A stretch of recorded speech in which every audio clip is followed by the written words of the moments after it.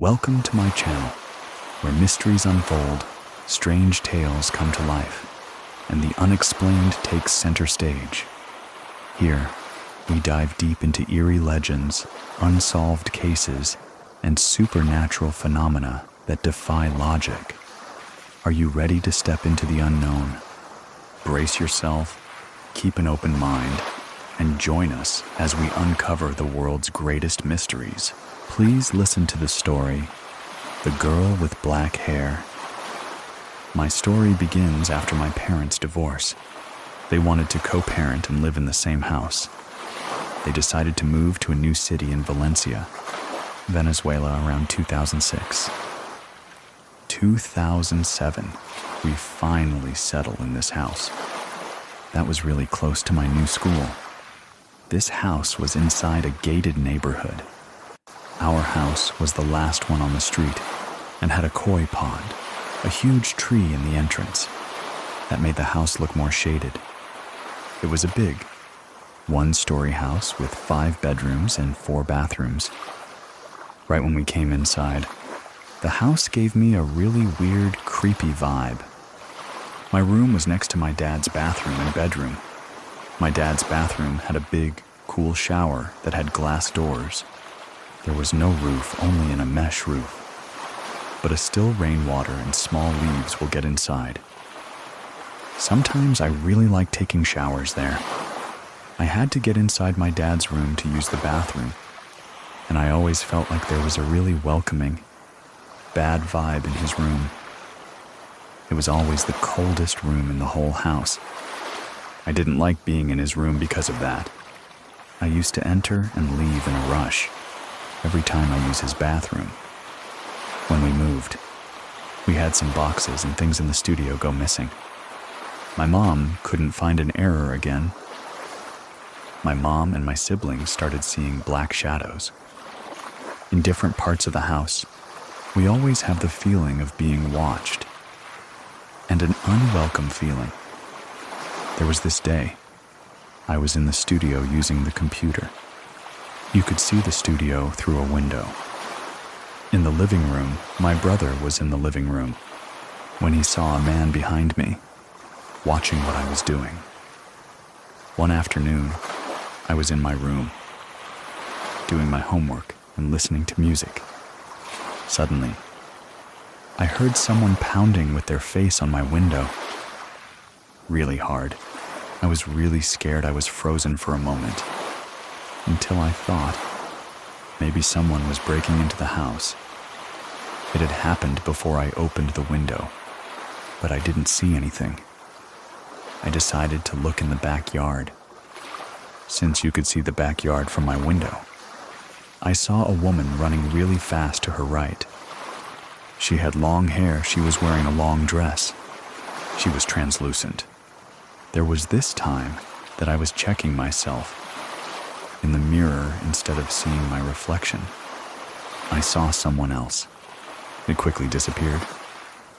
I stay in the house while my mom went out for groceries. I was doing my homework, and suddenly I felt someone watching me. The air felt heavy. I got really scared. But I call my mom when I call her. Someone growled really close to me.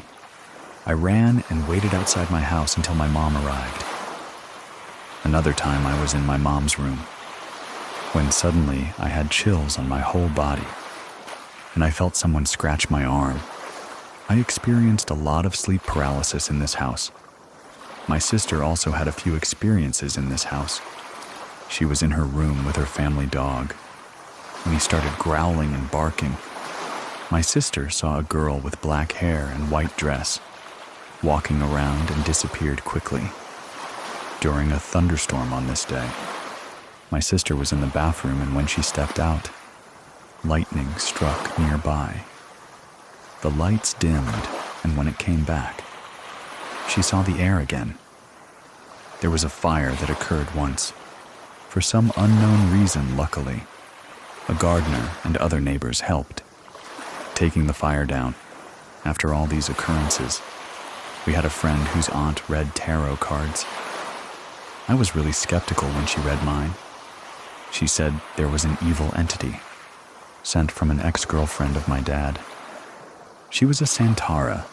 She sent evil spirits to keep us away from my dad because she was jealous of my mom, my sister and I relationship. And there was one spirit that was in love with my dad. They also mentioned that I had a third eye. And I was able to feel more of these paranormal activities. A few months later, we have to move out because our lease had ended. We moved to a new house, which was a relief. But things didn't stop. My mom was in the kitchen. She saw this girl with black hair and white long dress. She thought it was me, and she was asking her to put away the groceries. But she ignored her and then disappeared. I was always a target when I was doing my homework. This time, the girl walked in the hallway in front of my room and quickly disappeared again. It's another time that I was really upset. I was ripping some old pictures, and I was going to harm myself with a small scissor. I went through depression and had a tendency to self-harm. During these years, I had it on my table, the seizure. But suddenly it moved away and it fell on the ground. It was really strange because I thought, did I move it by accident? But it was not on the edge of the table. I didn't feel anything strange. But I don't know, maybe somebody was trying to protect me. Or maybe something was just there. Tried to do something and just fell. After these things stopped happening, my dad, he just didn't believe us. And he thinks that we were just crazy. My mom, she really thinks something. What's going on in the house? And she had her experiences. Not as much as me and my sister. We're like the ones that had more things. My family, they all believe that something was going on in that house. I talked to a friend. He was a neighbor in that first house. He says there was something going on in the house. But they didn't know what happened. The owners of the house. They sell it to for a cooking class. That didn't work after they did a clandestine casino. Now it's a restaurant. Up next, if you want to listen to even more ghost stories, check out our other show hosted by Michelle. The cover looks like a newspaper clipping. Real callers and very creepy. Thank you very much for listening. See you soon. Please listen to the story If I Die Before I Wake. From shadowy figures and chilling whispers to a creature running at her in the dark. Her childhood home was a nightmare she couldn't wake up from. My name is Edwin, and here is Caitlin's true scary story. I grew up in Ohio growing up there. I was always told that Ohio was the most haunted state in the U.S. Apparently, we had around 111 supposedly haunted locations. Basically, if you wanted an amusement park, you'd have to take a bit of a drive. But if you wanted a haunted location, you'd probably have to drive right down the road. And that was normal growing up there. I grew up learning about the paranormal. My mother even told me. I grew up around it before I was even aware. I was told everything about life and death, angels and demons, and my mom even gave me a teddy bear. That spoke a prayer. Now I lay me down to sleep. I pray my Lord my soul to keep. And if I die before I wake, I pray the Lord my soul to take. The prayers scared me some nights, thinking about why I wouldn't wake up the next morning. And some nights I felt protected no matter what. My mom told me stories about how someone in the family had passed away, and she used to wear cat-shaped glasses. Apparently during my birthday party, a balloon had floated to the ceiling, and I had pointed to it and said to my mother, "There was a lady with pointy glasses holding it." My mother cried that day. I don't remember this event, but I remember when it first started, noticing that something was off. I grew up in a house that had 2 rooms. My parents had to sleep in the living room on the couch, while my siblings and I shared the rooms upstairs. Us 3 girls had to share a room, while my brother had his own. The house had 2 bathrooms, one usable and one not. And in the bathroom that was not usable, there is this huge metal thing in the center of the bathroom. My mom explained that it was possibly an old sewing machine that got left behind. But when I tell you that this room was made of nightmares, I meant it had cracked old tiles, 1 window, and no working lights at all. And it was always dark in there, just a room you did not want to go into. My parents did make it off limits, but children will be children. I remember laying in bed and being able to see that bathroom entrance from my bedroom. A part of me always believed I saw a figure in a top hat standing there. Imagine that as a child, a man figure, just standing at your doorway next to the bathroom. That always scared you. Along with this, my mother telling me, I saw a man with a large mark on his face next to my bed when I was going to sleep. I don't recall this either, but apparently I was very shaken by it. I started crying. My uncle was babysitting us kids. We were allowed on the computer for 30 minutes to play that one pinball game on the old computer in the dining room. I was a kid, so I was always losing the game, but having fun while doing it. But this night was different. I lost like any normal night, but a pop-up window had appeared, and I thought my game had crashed, but I don't remember what the message had said to me. I remember though seeing a pixelated demon head opening, closing its mouth while an awful noise played. It was dark and deep laughter that became so immensely and loudly distorted that you could barely tell was laughing. I screamed and ran for my uncle, who was already on his way. I was so shaken by this as well. I slept against him on the couch, to my favorite TV show at the time. I chalked this up to be possibly a computer virus. It was the early 2000s. Viruses were going crazy at that time. You see, I like to try to debunk it. I want to be a rational person. But sometimes, there are things that we can't rationalize. There's another time where I was walking down the stairs at night, and I saw a shadow of a man getting closer to me. But when I expect to see the man, as the shadow approaches, only my cat walks by instead with no man in sight. Another time, my dad invited his brother over, and as the adults played cards and board games, my sister and I were upstairs, singing to our Disney Princess radio. Out of nowhere, we heard a bang. Upon looking at the window, we saw a hand. The fingers and palms were all different colors. We could hear all the adults downstairs. My uncle, my dad, and my mother. We didn't own a ladder. And my dad and uncle walked around the house multiple times while my mother consoled us. That's when I realized I wasn't imagining things, because my sister saw it too. And from that point on, things got more aggressive and more terrifying, more physical. We had a small hole in the wall against the stairs, and for some reason, being a kid, I stuck a pencil into it.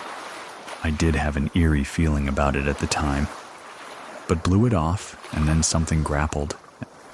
I remember the pencil being yanked so hard, my body hit the wall, and as I yanked it back, whatever it was, yanked harder, until I eventually let go, because I was scared. I debated looking in the hole but decided against it.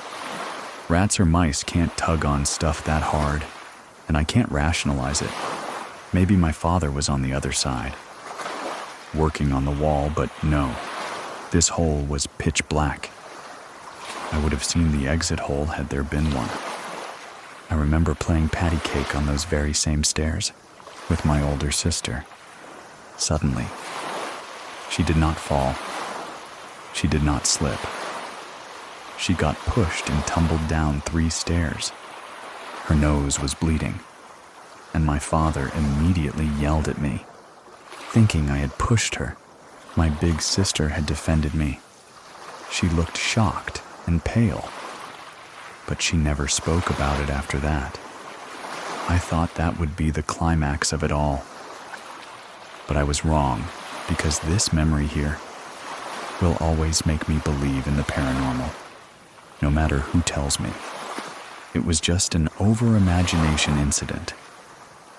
I know and remember fully what happened that night.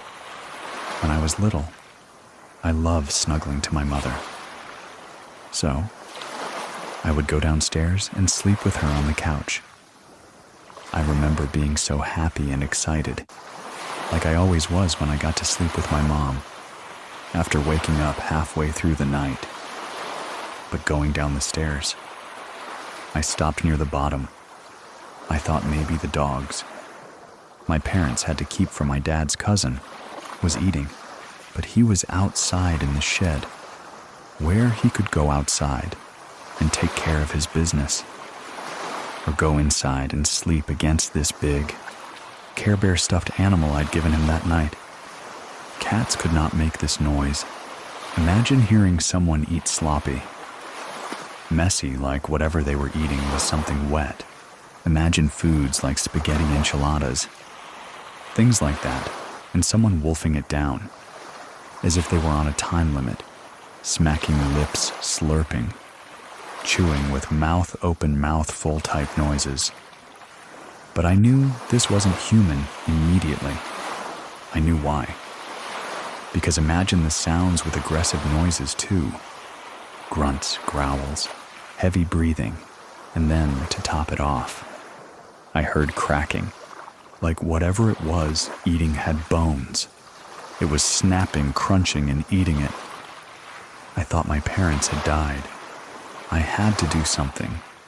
And in my brain, I had to see what was happening. What if my parents needed help? Looking back, I don't know if I was curious or just brave. I felt electricity shoot through my nerves by the sound alone. I don't know what made me investigate further. Other than my parents possibly being in danger, I needed to have answers. I stood in front of the living room doorway, trying to strain my eyes to see anything in the pitch black room. And I stood there without minutes, and then I heard it. A grunt, an abrupt, confused short grunt, as if it acknowledged me, as if it didn't know I was standing there. And I was caught at the wrong place, wrong time. There was this deafening pause. I couldn't even hear my heart pounding, but I felt it. My breath pitched. If I stayed perfectly still, I would be okay. That maybe if I didn't move a muscle, whatever this thing was couldn't see me or hear me. Maybe it would leave me alone. Maybe I could leave and get help or call someone. I don't know. All I knew at the time was not to move, and to not make a peep. My heart, I'm sure, was pounding so hard someone could easily feel it. I truly thought this was how I was going to die. And then running. It was running. I could hear it rapidly coming at me in the darkness. I knew it was dangerous. I knew it could outrun me. I stayed perfectly still.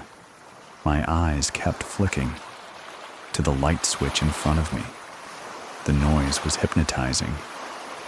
Alone, It's all I could focus on. And then deafening as it got closer and closer. It was running on 4 legs. I could hear that much snarling and growling loudly. Again, I have no clue what came over me to actually move, but I remember why I did it. I can only describe it as a mother's love and a trust with her child. My mom told me multiple times paranormal hates lights. She even gave me a nightlight in my room. After finding out about all the stories, I told her I trusted my mother and I didn't know what else to do. Right as I could hear it nearing the doorway, I lunged forward and flicked the light on. Nothing. All the noises stopped. It was silent.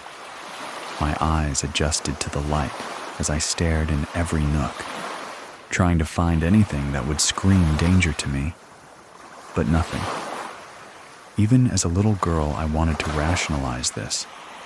My father was sleeping on the floor. My mother sleeping on the couch, undisturbed. Both sleeping peacefully. No scratch marks in the carpet. An empty pizza box door locked. No animal's TV off. Remote on the side table, absolutely nothing. I turned off the light. I didn't want to wake my parents, but I stood there in case I heard it again. But silence. I ran over to my mother and climbed on top of her as fast as I could, burying myself against her body as I tried to sleep. And eventually, somehow I did. After that incident, all those things stopped. I grew up and never really spoke about it. Unless talking about paranormal stuff, I will always hold these memories fond in my heart. And despite growing out of these beliefs, I saw into adulthood, I will also. Always be fond of my mom's loyalty to her faith, and teaching me it as a young girl, to this day. She's still religious, and speaks to me about that faith. I spoke to her about growing up in that house, where it all started for me. I wanted to hear her point of view, now that I was adult and I could understand better.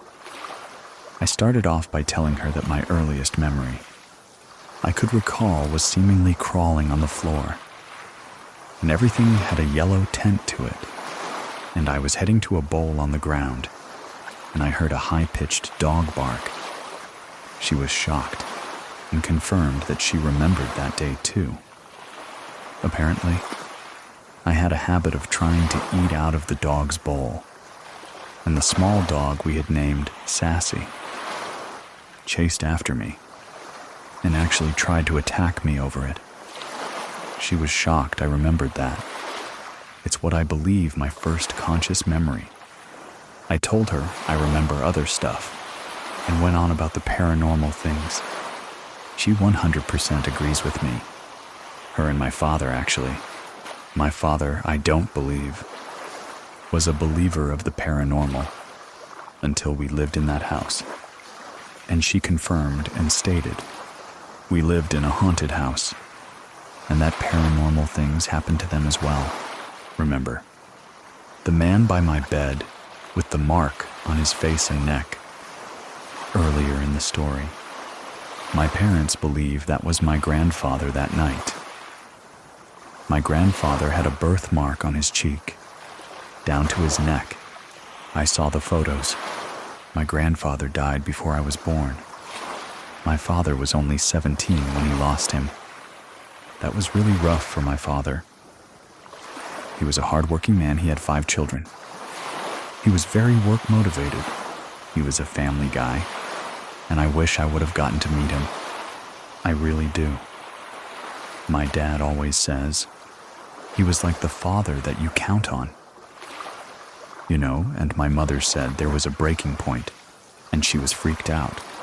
That she came home and she was yelling at the house. Like just yelling like, we get it. If you're worried about your grandbabies, they're okay. Stop worrying about them. They're protected. They're safe. They're this. And just yelling out to any spirit that's listening. Hoping it's my grandfather. And if she was able to tell him, hey, They're okay. Stop all this. He'd be able to, rest easy. I remember my mom explained to me that she went to a pastor to seek advice. I know. She told me that the advice she did receive did help. But upon hearing this, I wondered if my grandpa was checking on us. In the shadow of the man. What if that was him without me noticing? I wonder what he would have thought of me. And how did he truly come to visit us? If he were hurting about having to see us in a spiritual way rather than physical. I wonder if he still checks on us every now and then. I wonder if any of our loved ones I lost check on us, if they're able to, and where they are now. But one thing I cannot shake is that night. I can find comfort in my mother's explanation, but pushing my sister along with the memory, I can't forget that couldn't be my grandpa. And to this day, I don't know what it could have been. But whatever's on the other side, I don't think I want to know what it was. Now I'm all grown up, moved out of state, and I'm in a relationship. And despite these events not happening since then, in the back of my head, I always remind myself that when I walk to the bathroom at night, when I'm home alone while my girlfriend's at work, when I least expect it as I enter a room, what if it comes back? To share your true story with our community, head on over to truescarystory.com and fill out the form. Everybody gets a response to get in touch with me. You can find links to everything in the description of this episode. Thank you very much for listening. Keep it scary, everyone. See you soon. Please listen to the story We Opened a Door. We Couldn't Close. We're about to hear a series of experiences from two of our community members. From Scary FM, from objects moving on their own, to a ghostly child that roams around at night. My name is Edwin. And here are Gabby and Mike's true scary stories. I actually grew up in the south side of San Antonio. I want to say this happened around the 90s or the early 2000s. I remember specifically a night that my mom had passed away not that long ago. They were messing with the Ouija board, my relatives. One of my relatives asked my mom, "Hey, you want to play the Ouija board so you could talk to your mom?" My mom's like, "That's not my mom. That's not my mom." She knew very well what that game represents. She knew it was nothing good. It's like opening up a portal. We were renting this house from Mycia, which is my dad's oldest sister. Two of my uncles were drunk. Very drunk. They were sitting towards the end of the yard. The dogs went barking towards the driveway. And then they came back with their tails, in between their legs. And then one of my deals was crashed out. And my other deal saw a lady coming through the driveway. The lady just kept walking. We had a large pecan tree for our house. And we had a little cement sidewalk.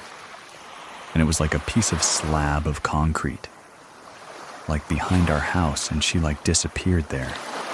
And he was asking her questions Senora Al. You know, nothing, nada. My sister, she saw a white lady with a white dress. In the hallway of our house, they saw a lady in the porch sweeping. My grandma, my mom's mom, she was a white lady with white hair, and she was wearing a specific nightgown that she would wear. I remember they literally saw her on the porch. Back porch sweeping. My grandma had passed away. In 2005, we moved out of there, the house that my parents are living at currently. One of my cousins had a Bobo home. She lit this mobile home on fire. I don't know why she did so. We got the house, we purchased it. And mind you, it was burnt. It was halfway burnt. My dad was working on this house while we were living there halfway. I remember we would take the pictures. You can see faces on these pictures. I remember one time I was laying down in the living room of that house. I literally felt somebody ran their fingers through my hair. We would hear our names being called, because I call my mom Ma. She would hear my voice, and I would be at school when this happened.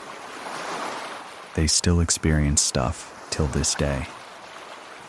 A few years ago, my little brother, I don't know what got him into getting into the Tadic stuff, but he started doing upside down crosses, pentagrams, and they're like, I remember he had a devil head like a ball. I remember. My baby brother and my dad were cleaning up the bedroom where my brother we used to sleep in.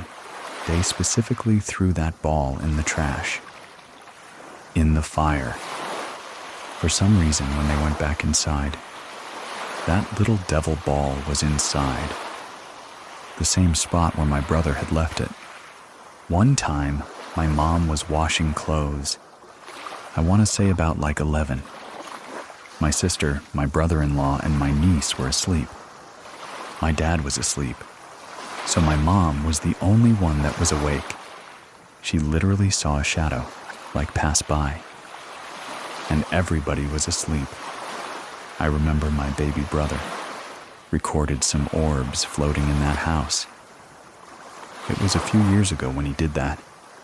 It was very strange.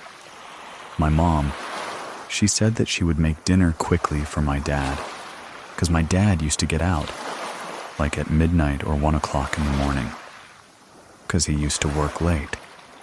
She would literally make the dinner at 4.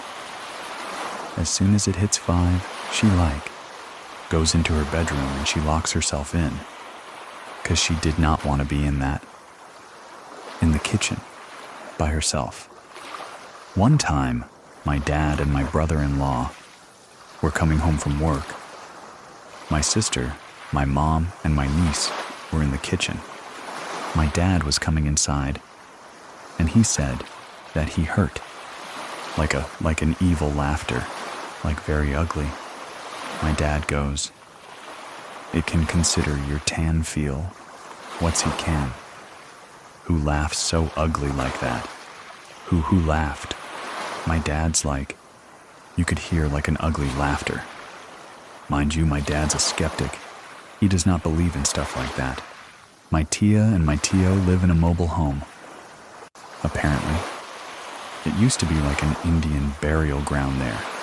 This was like a bad situation that happened in my dad's side of the family. The kids were taken away, so it was my mom, my dad, my tia, my tio, my cousin. My dad literally hurt a baby crying. But it wasn't like a crying, like sad, no. It was like a crying what? They take something away from them. Like you literally heard that coming from a bedroom. My baby brother, he said that. He had spent the night there with my cousin, because they used to hang out all the time. And my baby brother said that everybody went to sleep, and he was the only one that was awake. I think they were playing a video game. I don't remember, but he literally heard somebody say, "The one that has scared me the most is here, is the one. I'm living here because I live with my in-laws. I was a part of, I want to say 7. 8 in the morning, my kids were asleep. My husband was asleep, everybody was asleep. I was the only one that was awake. So I make myself my morning coffee watching TV. I specifically heard footsteps, coming from the hallway.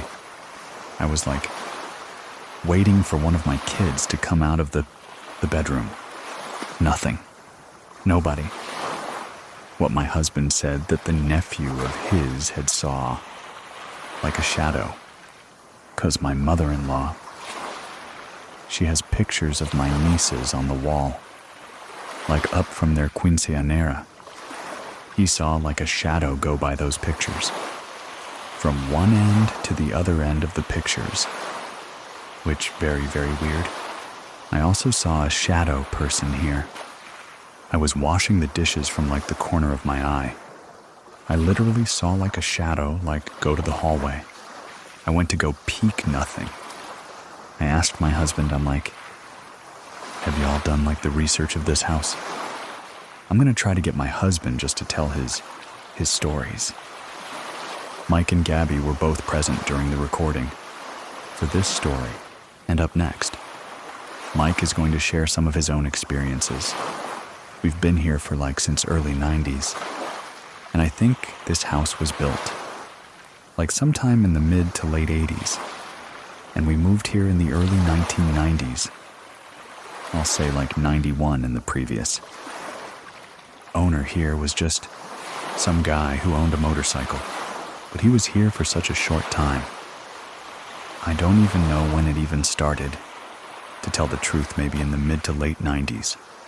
A friend of mine and he would stay the night every now and then.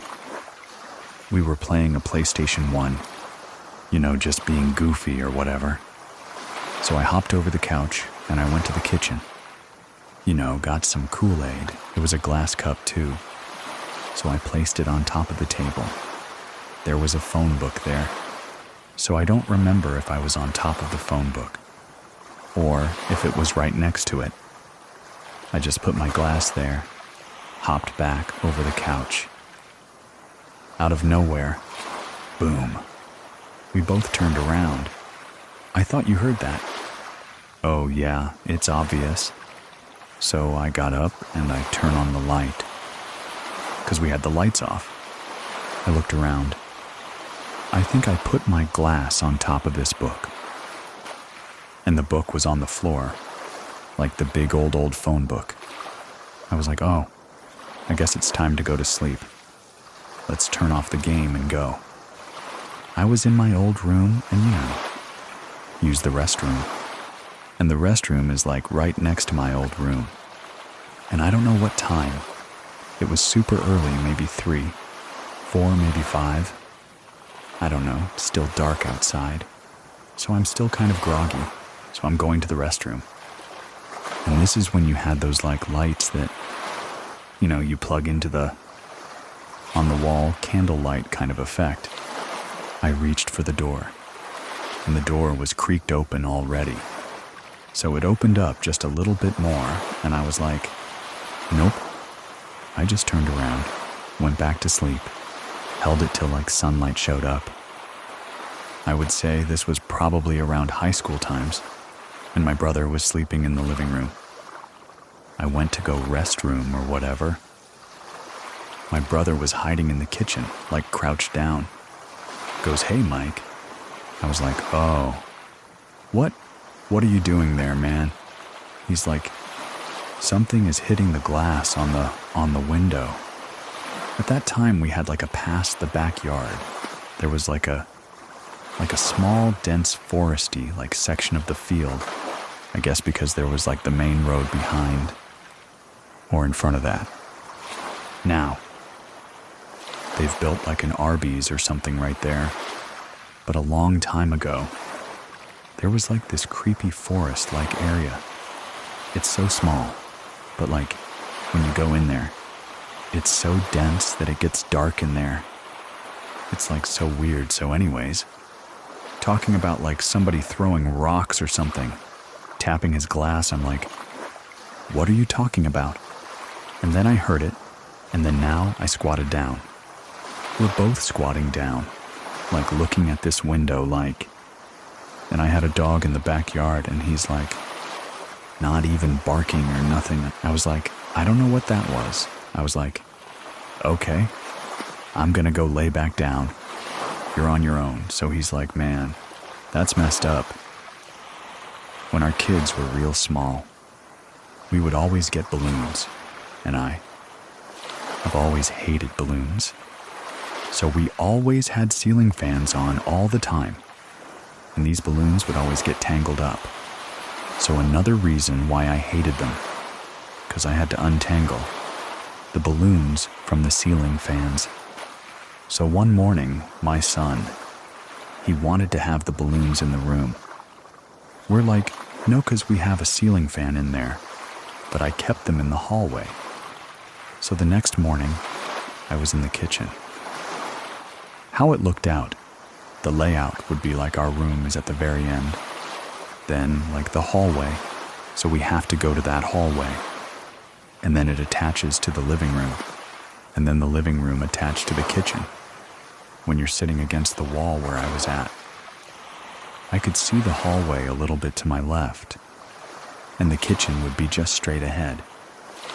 And then, further down, would be another room, which we called the cuckoo room growing up, because it was always the dark room that now we converted it to like a music room, computer room, which one I'm sitting in right now. But this used to be the cuckoo room. So these balloons, we had them in the hallway, and I'm sitting in the kitchen.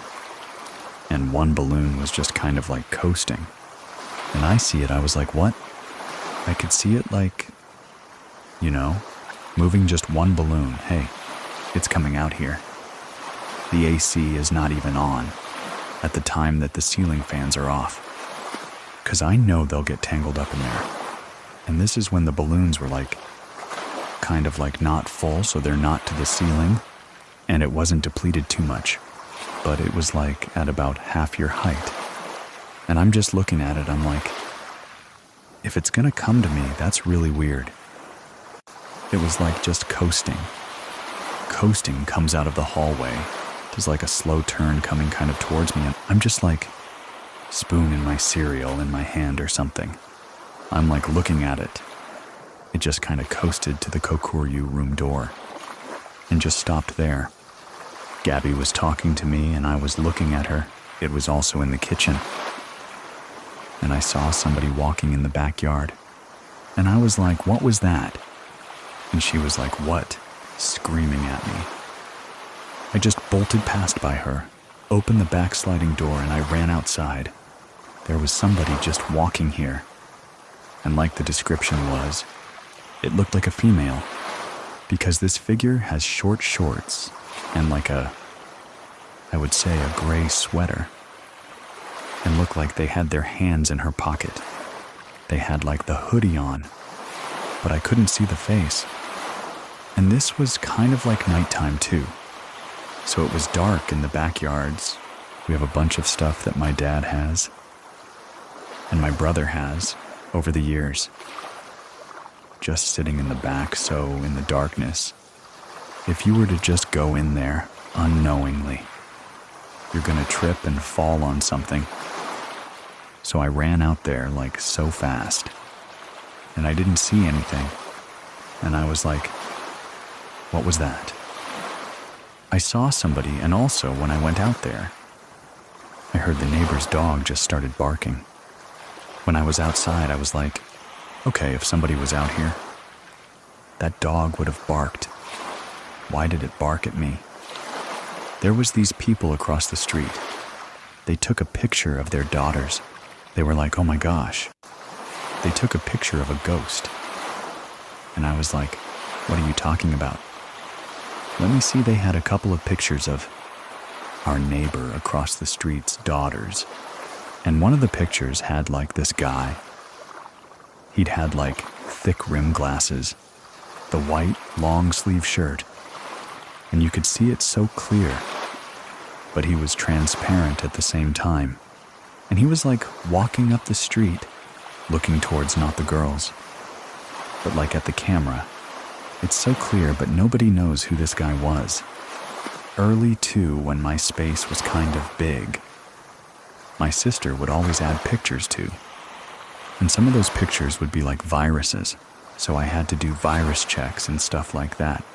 So one night I was just sitting there for hours, and my sister and her kids were staying here at that time, so they're like sleeping in the futon. I'm just sitting there, on this laptop, and in the corner of my eye. I saw something move, so when I took another look, I saw a shadow. I swear it looked like a little child.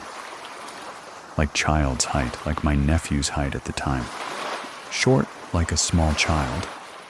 It moved and then it ran into like a parent's room, or like that hallway where the washroom was at, because during that time it was kind of a garage. But it was being built into those rooms. I got up and I was like, was that my nephew? I know he's asleep, and I was like, that's kind of weird. My boys were pretty small. Gabby and the boys were asleep. I, go to the hallway, go to the living room, go to the restroom, and I hear footsteps. It sounded like it came from maybe the hallway. Came to the door and I'm like, oh, it's probably the boys. They probably have to use the restroom or something. So I have to quickly finish my thing. And I hear run stop and then run back. Like maybe they got scared and ran back into the room. I come out, open the door. Nobody's out there. I'm looking okay. That's weird. Go back into the room. And I go to my boys and see Gabby. And they're all asleep. I was like, what was that was so clear? Like somebody barefooted ran. Feet running from far away to close and then back. Told Gabby about that. She heard something similar too. And when our firstborn was small, right? I think we had the baby monitor, and it was kind of... Those things kind of sometimes work. Sometimes they don't, and I think we had it on. And we heard a baby cry from the hallway. And I was like, I think I heard him cry. So we ran over there to go check. And he was sound asleep. If he cried, he would have been awake. I don't think it came from the monitor at all. It's so strange. Everything that's happened with me. It's like I never really got scared. I guess I did. At first it was like kind of creepy. But now I'm like, I don't really care. But I always get real interested, like hyped up when something I see or hear. If there's something here, it's not harmful for sure. If you want to share your own true story, visit me over on True Scary Story. Links to. Everything will be in the description of this episode to get next week's story early and all of our catalog without ads. Try out Scary Plus over on Scary Plus. Thank you very much for listening. Keep it scary, everyone. See you soon. Please listen to the story. A warning from my mother. What happens when eerie encounters refuse to be ignored? One man's life has been haunted by inexplicable events. But now, avoiding the supernatural may no longer be an option. My name is Edwin, and here is Andrea's true scary story. My name is Andrea. I'm from South Africa. My mom is the very spiritual one. And because I'm Portuguese, we are part of the Christian Catholic religion. She would tell me a lot growing up about seeing things, or giving messages, or getting messages from somebody, saying something is about to happen in your life. She didn't really influence me as much. My dad also didn't quite believe in it as much as what she did, but throughout my life, there's been a few small things that happened that I'd talk to her about, and then she would always turn around to me and say, "Yeah, you see, it's real." When I was 8 or 9 years old, just after my sister was born, we used to live in this very big mining house. So in South Africa, when you work for the mines, which is what my dad used to do, they would provide housing. Now, the housing that was provided was built back in the 1960s. And in this house, there's a lot of wooden floors. You could hear quite well when somebody was walking around through the hallways towards the bedrooms, towards the sitting room. It was quite difficult to sneak around the house. The first encounter occurred one night when I was taking a bath in my parents' bathroom. All of our rooms were on the same side of this house. If you walked down the hallway facing the rooms, my bedroom would be on the right, and my parents' would be on the left. The bathroom would also be on the left, but it would be just before my parents' bedroom. I was taking a bath in their bathroom this one evening. My dad was working late, due to some incident that happened at the mine. I was playing with my toys in the bath when I heard footsteps coming down the hallway. I could tell that this was my mom, walking towards the bedroom. When I saw her walk past, I greeted her and kept playing, thinking everything's normal. She went to fold up laundry in the bedroom. After a few minutes, I heard heavier footsteps coming down the hallway, so I shouted for my dad, thinking that he had arrived home safely. My mother shouted from the bedroom saying, "No, your dad can't be home because he hasn't called me yet. He's still underground dealing with the incident." So I thought that was strange, but carried on playing anyways. And then I heard footsteps coming down that hallway, towards the bedroom again, still sounding heavy. So I thought again that it was my father. I shouted to my mom that, "Hey, Dad is home." But she shouted at me again, saying, "No, he's not home. She still hasn't received the call. He's still at work. He's still underground." Right after she told me that, I heard the footsteps coming towards the bathroom again. But it's as if they were going to walk across the entrance to the bathroom. So I waited, and I looked to see if there was anyone coming through. But I didn't see anyone. The footsteps stopped, and I was looking at the hallway and didn't see anybody there. I faced basically the bathroom door, which was open, and it looked like some weird black cloak disappeared behind the bathroom door. As I was looking at it, I freaked out. I shouted for my mom to come get me. I told her what had happened, so she came running. I kept staring at the door. When she came in, I pointed to the door, trying to explain to her what I just saw. And then she just told me that if I ever see darkness, or see anything that's out of the ordinary, I must pray. She would always be watching over us with regards to the spiritual world. You know, the paranormal. And sometimes she would even tell us things that either hasn't happened yet, and then it would happen, or you know something that we wouldn't have told her, but she knows about it. It's actually frightening sometimes. I'm even getting goosebumps right now, thinking about it, and I have a funny feeling that when I am done here, I'm gonna probably get a phone call from her saying that, "No, were you talking about me?" 'Cause stuff like that happens. It's weird. This was a few months later. I used to have a pet hamster named Alex in my bedroom. If you go straight into my bedroom, my bed would be on your left. Then I would have a desk at the end of the bed, and then I would have this huge window facing our back garden. While I had my hamster Alex, I had him in a cage, and the cage was always on that desk in front of the bed. When I tried to go to sleep during the night, I would hear the squeaking coming from his little wheel that he would run on. I think it was a few days before the event. He somehow escaped from his cage, and he ran out of my window. We looked inside the cage. We could not find it.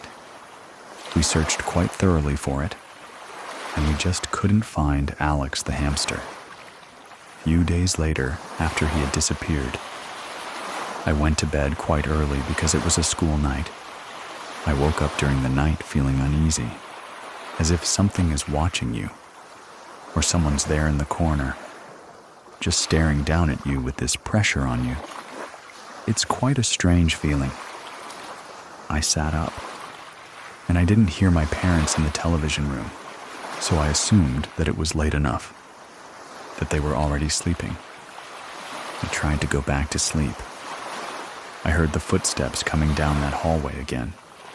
At first I thought maybe it's my mom, because my mom would stand up, take the dogs outside for them to go and do their business. and then she would come back inside. But it would have been a bit strange if it was just her on her own, because normally she would have the dog's footsteps following behind her. I just kept feeling like there was some sort of pressure surrounding the atmosphere in my room. But I heard the footsteps, and they started getting closer to my bedroom door. My bedroom door would normally be closed enough that I could still have a bit of light coming from the hallway if somebody turned on the light. But there was no light at all. So I know for a fact that it wasn't my mother. Then the feeling of a supposed anxiety got worse. The footsteps kept coming, stopped right outside my door. Something pushed my door lightly so that it could open a bit. And I saw it opening, and I thought, okay, you know what? My mom is just checking up on me. She's making sure I'm sleeping. Because it is a school night, but nobody poked head around to see me nothing. And I began to hear my hamster's wheel start squeaking, as if he was running on it, but running super fast. That's when I just freaked out. I threw the blanket over my head. I screamed out in terror. When that squeaking got so loud, it's as if it was right next to me. Mother came running from her bedroom, asking me what's happening. Stopped. We checked the cage. No hamster. After that event happened, we went outside of our front door. So the front door to the whole household was actually quite close to where my bedroom door was. So I always thought that he escaped through the window and into the garden. And the next day, I found him in the garden right in front of the front door, which was amazing. He came back. My mom said that something was kind of affecting me, so she said that we need to call somebody to come and cleanse the house, to get the house clean. But my dad was always very against the idea. This would cause quite a lot of fights between them. Money wasn't a problem for us. We were very fortunate. But my dad was always under a lot of pressure at work. Whenever he got home, there would be quite a lot of negativity from his side, because his work was not easy. Especially for the mines in South Africa. It's quite a difficult job to do. So he was under a lot of pressure all the time. Because of that, my parents used to fight quite a lot. So I could hear them sometimes screaming at each other, shouting. My dad would be the first one to really raise his voice. But my mom used to keep saying this thing to him of, you are bringing such negative energy into our household, and it's affecting your son. So that's basically affecting me. We moved around quite a lot because of my dad's work. So we moved into this brand new house. We had an upstairs and a downstairs. This is why. This makes these events a bit strange for me, because nobody has lived in this house at all. We were the first family to live in this house. This was about 2 years after my sister was born. This one night, my sister and I, we were downstairs. My sister was sleeping on a 2-seater couch. Opposite me and I was on the other. Similar 2-seater couch watching TV. My sister's sleeping. She's tossing and turning a little bit, but nothing is bothering her as much. Next, out of the blue moment, she wakes up, she looks at me, and as if it was a ticking time bomb, she just started screaming, as if somebody was physically hurting her. So I got up, I ran to her, and I tried to calm her down. And a few moments later, my mother came down, asking, what did I do? What did I do? So my mother came, picked her up. She calmed her down. And then my mother sat on the couch with my sister, and everything was fine. We carried on watching TV. My sister fell asleep, my mom's arms. My mom put her down next to her, just to give her a more comfortable position to lie in. After a few minutes, once again, out of the blue, starts freaking out. Just didn't make sense. But she did this thing where she would sit up. She starts screaming. But then she's pushing something in front of the couch. She's like extending her arm away, as if something is attacking her from under the couch. So she just kept extending her arm, trying to push something away. We are going towards her. My mom picks her up, and she's still got her arm extended, pushing whatever it is. We both freaked out by what's happening. So my mom just takes her starts praying. Still don't know what happened. But my sister talked about it later on, when we got older, and she says no. She remembers that. It was these black dogs trying to attack her. They were trying to drag her away. That's what she remembers. That's so quite strange. Time passed. We still in this new house. I'm sleeping in my room if you climb up the stairs. The first door directly in front of you was the entrance to my bedroom. Left was the office/study room. And then on the other side of that was my parents' and my sister's bedroom. I fell asleep that night and woke up with that same uneasy feeling I had in the other house. I'm lying down facing the entrance, and I can see my cupboards, where my clothes and toys used to be packed away. And I saw that my middle cupboard where my toys were was left open, which is a very strange thing to happen, because every time I went there to put on my clothes before climbing into bed, I was taught from my parents that I must always close a cupboard and don't leave it open. I could see like an outline of the shelves, and it was very bright, like white. So even though it was dark, you could still make out a little bit of the shape of the shelves. Once I saw that, there was kind of like a weird cloth that I saw in the previous house, coming out of the cupboard, but sloping downwards like smoke. If you've ever seen cold vapor, whatever flowing down the shelf. If you open the freezer during a really hot day, and you see that vapor just crawl underneath and fall straight down because it's cold. It was like that, but it's black. I tried to close my eyes, didn't want to look at it, but I looked at the cupboard again, and that's when I saw these two. Bright red eyes looking at me, and I jolted awake, like your body just jumps up from, as if you got a fright when you're falling. Screamed my lungs out. Even our house alarm went off, which was also strange, because nobody was at the bottom story, or the downstairs area. It's almost as if the alarm went off at the same time as I did. My mother ran in. She said her famous words. "Okay, just pray. I told you, if you see that, you need to pray, don't let it in." But I was just so freaked out. I didn't think of doing that stuff. The same house again. I think I was lucid dreaming. You can't move your body at all. You can move your eyes, but you can't really move your body at all. So I think in this evening, that's what was happening to me. So I was sleeping and woke up very late in the morning. Can't remember the time, probably off to about 2 a.m., and I couldn't move my body, as if it was like... With an instinct, I looked at the cupboards, where I saw that shadow face thing with the red eyes. But my cupboards were closed. Didn't see anything. So I thought, okay, I'm safe, I felt comfortable. Then I decided to look at my bed, my headrest.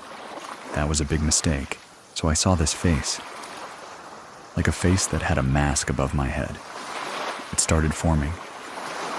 But it did it in such a way that it's like it just starts appearing out of thin air, solidifying this very vivid, detailed image of a face in front of you. I don't know whose face it was, because it looked like it was wearing a mask.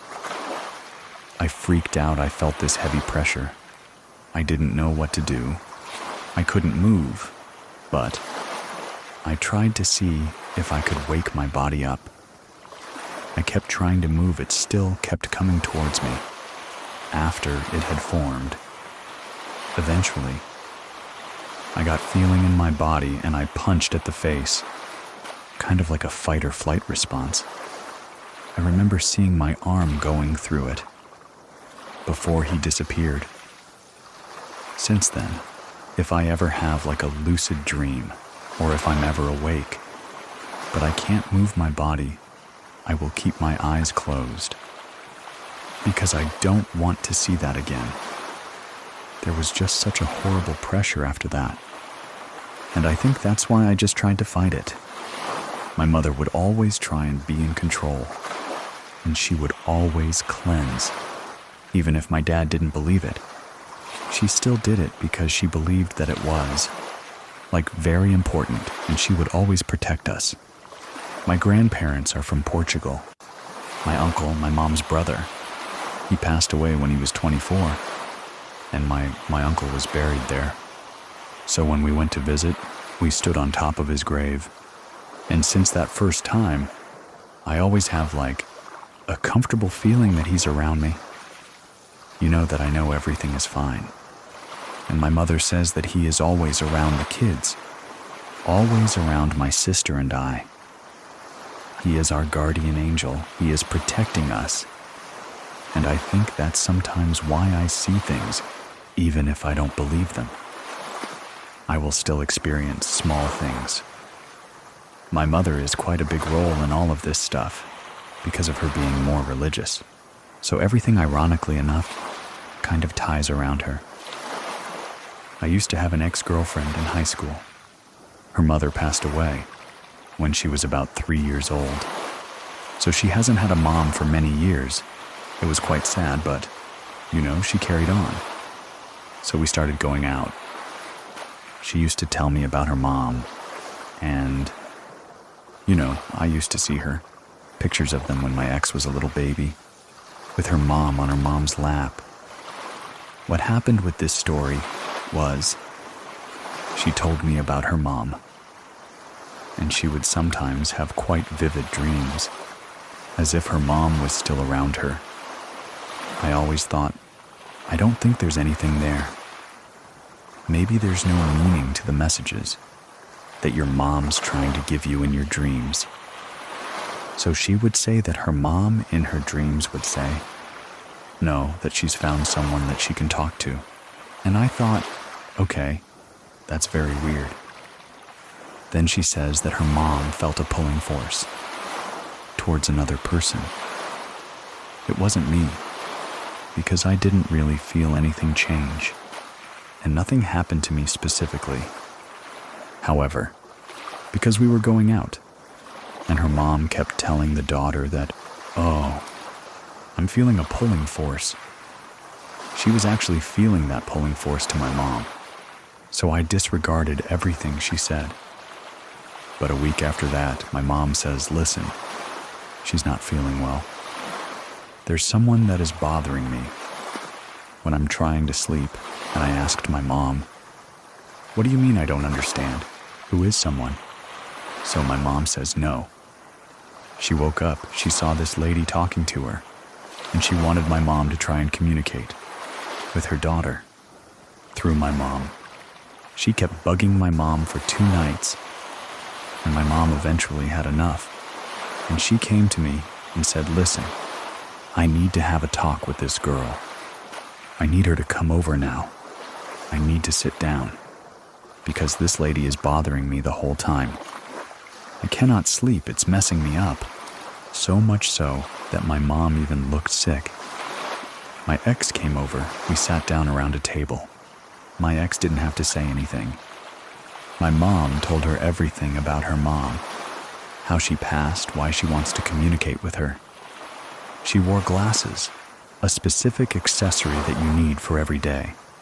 So she says no. She wore these black glasses, and she did this. And these are the common things that she would want you to remember her for.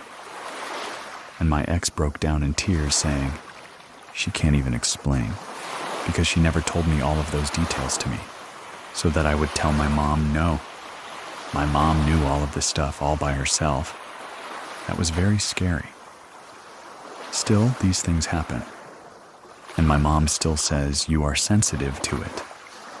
Even if you deny it, you still gonna see it because you're sensitive to it. But I don't know, I'm 27 years old now. It's freaky that it still happens. You know, they say that dogs can see this sort of thing. We have a little pickiness. Sometimes during the night, he stares at the door and he barks and he doesn't stop.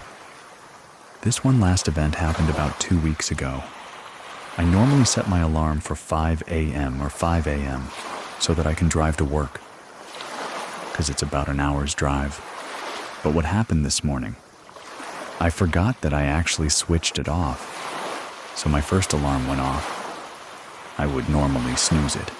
Then my second alarm would go off 30 minutes after the first one. But this morning I switched both of them off. Don't know how, but that happened. Now it's 6 in the morning when I always leave for work. I was in dreamland. I heard this scream. Like this loud shout as if it was right in my ear. That woke me up, and you wake up. You get a fright, you trying to catch your breath. That's how I was. I thought, what's happening? Is it my girlfriend? Is she okay? Because we live together. So she's next to me. So I thought, oh, maybe she's screamed no. She's passed out. She's not even facing my direction. Whatever it was, woke me up at the exact time that I had to go to work. So then I phoned my mother about this, and I told her the story of what happened. As I'm telling her the story, she tells me no. I'm getting goosebumps right now, just hearing you. Tell me about this woman that screamed. And then she starts asking me questions like, was she old? Was she young? I said to her, I don't know. I can't really tell how. The difference between an old and young scream, but it's a scream. And then she tells me it's weird that it's a woman, because it would sound maybe like your uncle and not somebody else. So then my mom says, listen, you need to be careful because it would be maybe possible that it's your uncle. If it's a man's voice, but if it's a woman, maybe it's something else. So be careful. Do you know of someone who has a true scary story that takes place in the woods? Let me know by going to truescarystory.com and to get in touch or join our Scary Plus members that get to listen ad-free. Check out scaryplus.com or get in touch with me if you have any questions.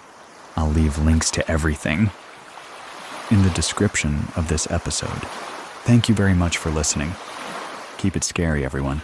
See you soon. See you soon. Please listen to the story, The Man on the Moon. My story takes place starting in 2013. We've been in this apartment for less than a year. My son was 5 years old. He's 16 now. It always seemed like he would have night terrors. He would start crying in his sleep, making weird noises. We would just hear him whimpering. We really didn't know what was going on. It started getting a little bit more intense. He started screaming and yelling. This would always happen between 11:30 and 12, when I would be getting ready to go to bed. We would go in the room, his body would be straight. It looked like somebody pulled his legs. His feet would go flat, and his hands would be to his side. But he was still sleeping, and he would be screaming.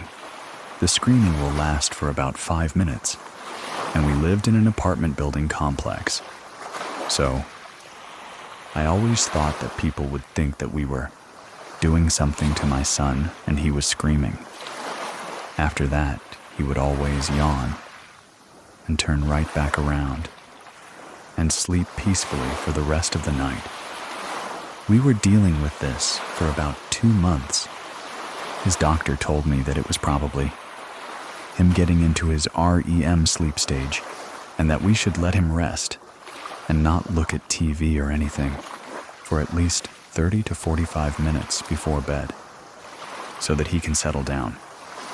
Then it just never stopped. One night I was walking past his room. It was completely dark in there.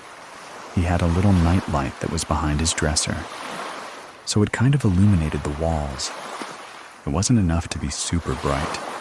When I was walking towards the room, because I heard him whining, I saw some figure standing over by his bed. In a panic, I turned on the light, but it was nothing there. I definitely saw a figure standing next to his bed while he was starting the whining stage. Time has gone by. Now I'm in my room, and I hear like lullaby music. Like I said, I live in an apartment complex, so I thought maybe it was coming from the other apartment. I turned the TV down, and when I was starting to walk towards his room, I saw a dark figure move from the side of his bed. Over to the dresser, the lullaby music stopped. Now I knew that I wasn't seeing things this time. So I just went in there, I snatched him out of his room, and I went back in my room, and we waited for my husband to come home. Because it was just me and my son in the house. We were in the living room one day watching TV. I heard the toilet seat slam down. No one else was in the house. We were all in the front. I went back over to the bathroom and said, "Oh, maybe the toilet seat just fell." When I went back there, the toilet seat was actually still up. It never fell down. But you can hear the noise that it slammed shut. So now I just started being freaked out in my house. I didn't want to say anything to my family. The only person that knew about it was my husband at the time, and then we had a cat. So I kind of kept saying that, oh, maybe the cat went by and I saw the shadow of the cat. Or that maybe he was in the bathroom and he hit the toilet seat. So I kept trying to make sense of it myself. It wasn't until one evening, everybody was in their rooms, I went to go take a bath. I was in the bathtub. I decided to lay back, relax. I put my cloth over my face and I was just laying there. And it sounded as though someone opened the bathroom door. But I took it off thinking it was my husband or my son coming in the room, but it was no one there. I closed my eyes and just laid back. Out of nowhere, it felt like someone smacked me in my face. I felt a hand print the burning sensation. I jumped up out of the bathroom, ran out of there, went to go tell my husband and was like, okay, that's it. At that time, my son started screaming and had another night terror. While I'm panicking trying to talk to my husband, he starts screaming and we had to rush into his room. And it was just one of his regulars, screaming night terrors. But this one got a little bit more intense. It lasted way longer. And I thought he was actually going into a seizure, so we called 911 and have them come out. By the time they got there, of course, my son is fast asleep. And then they had to wake him up to make sure he was okay. He's just looking at us like, "Why are you waking me up? What's going on?" They left, they cleared him. Everything was fine. It was a few days later after that, I decided to ask my son, "Do you remember any of these dreams that you're having at night? Why you're screaming or anything?" And he said no. He doesn't remember any nightmares, or he wasn't scared when he went to sleep, or he didn't think of anything scary.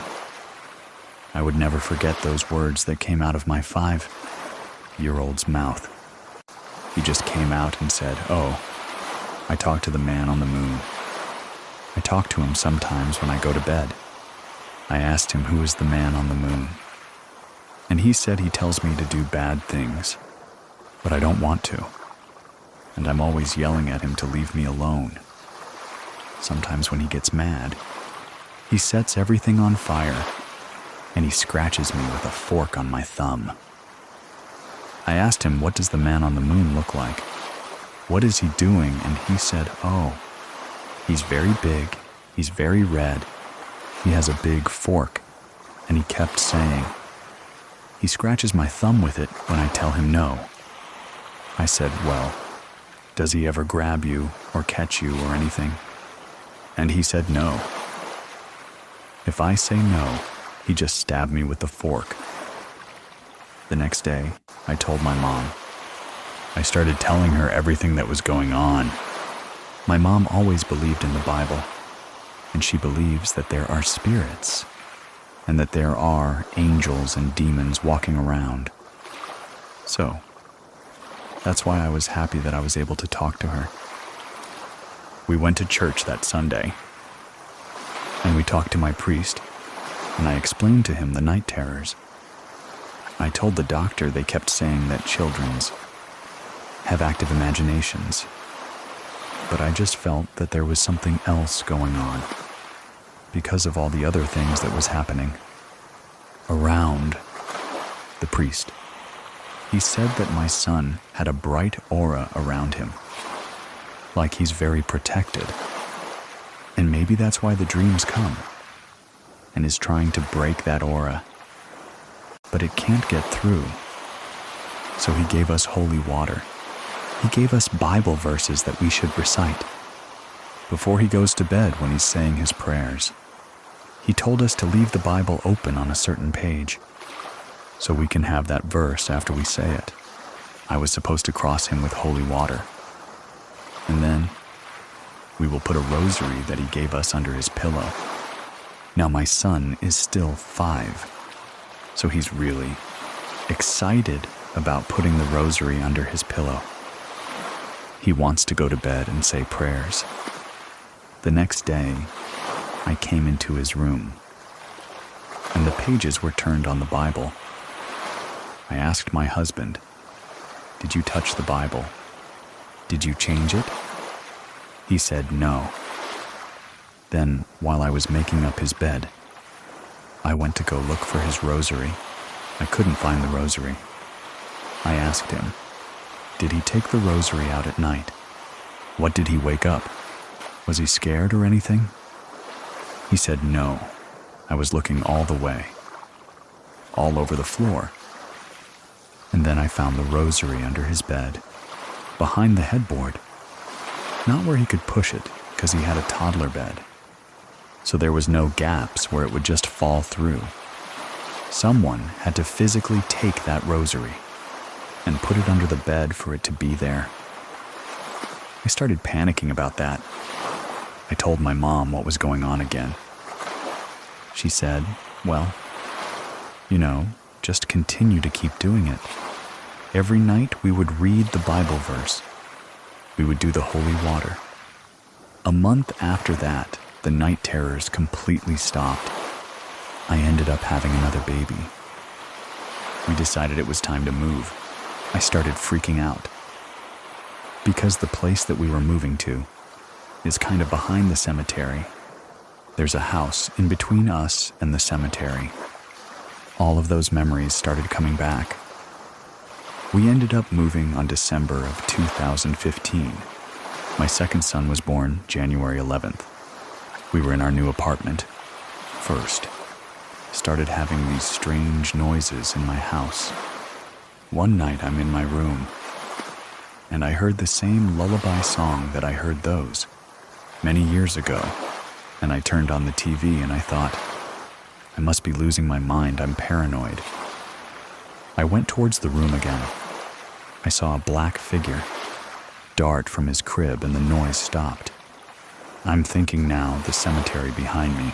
The past everything is coming back into play. I start telling my husband, I need to go back to the priest. I need to tell him what's going on. Maybe a week after that, I'm laying in my room and I could not get to sleep because it felt like someone was staring at me from my hallway. I was turning around and I opened my eyes, and next to my dresser I saw that black figure that I've seen multiple times. This time, it did not vanish. I was staring at it while I was trying to move and tap my husband and let him know that something's there. It flew toward me. The only thing that I could do at that moment was flip over my husband because it lunged toward me so fast. I didn't know what else to do. I ended up flipping over my husband and fell off on the other side of the bed. When he woke up and then was asking me what was wrong, I explained to him what was going on. That black figure that I keep seeing randomly, it's back and it's trying to attack me. I was terrified. I said I was going to go back to the priest, let him know that this is happening all over again. We did the same thing. I had to take the baby to him. They got him baptized. And after that, that was it. Nothing else again, so I don't know if that black figure was trying to soothe the children or if it was something else. But I know it was the same figure that I saw when my first son was 5, and then again when my second son was born.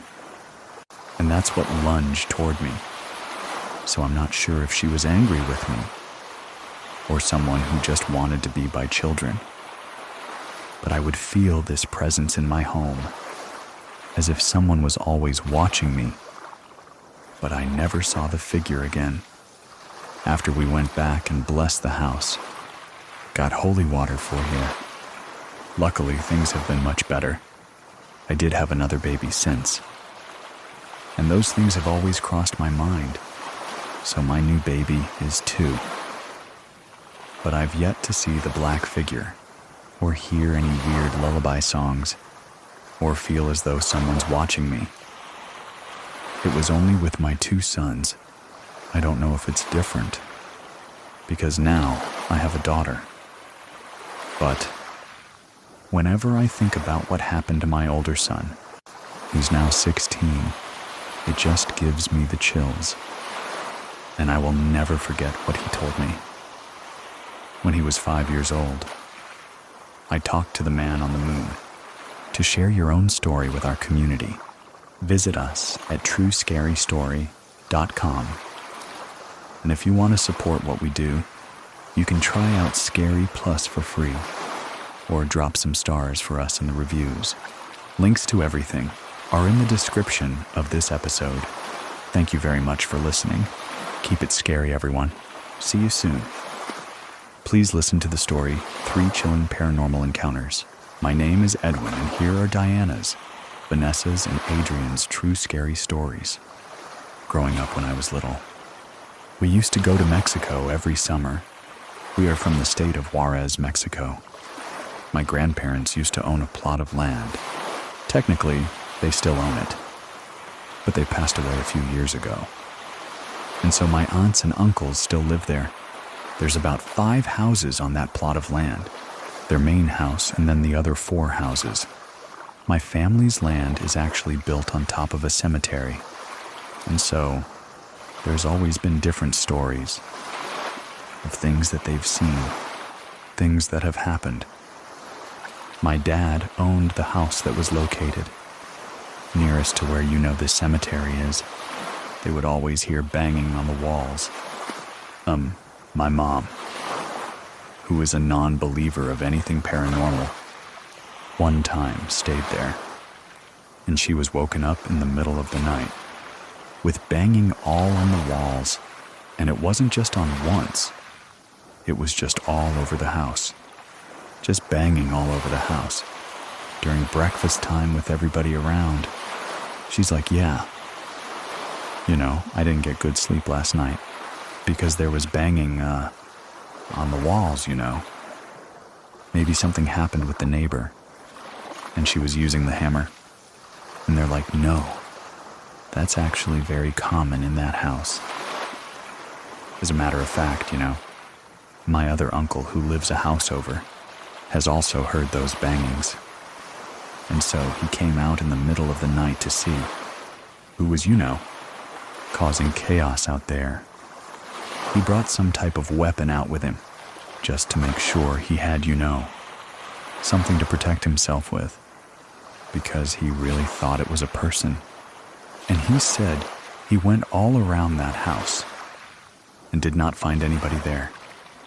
My grandma had gone to a flea market out in Mexico, and she bought a dresser with an attached mirror to it at this flea market intended for my uncle. She took it to my uncle's house. They had it set up some time passed by. One night my uncle was asleep and something woke him up. He felt this uneasy feeling, like somebody was just looking at him. He woke up, and he was kind of scanning the room. It's dark. He can't really see anything. He's still half asleep, and in the corner of the room, he sees a little boy who's about anywhere from 8 to 10 years old. He's just looking at him, and he tries to call out to him to get his attention. Little boy is not moving. He's not doing anything other than just staring at my uncle, so my uncle decides to grab, like his cover or a pillow to throw at him to, get a reaction out of this little boy to see what are you doing in my room? The little boy jumps from where he was to the dresser and disappears into the mirror. Fast forward maybe the next summer. My adult cousin and her son, who was at the time around that same age, went to Mexico to visit for the summertime.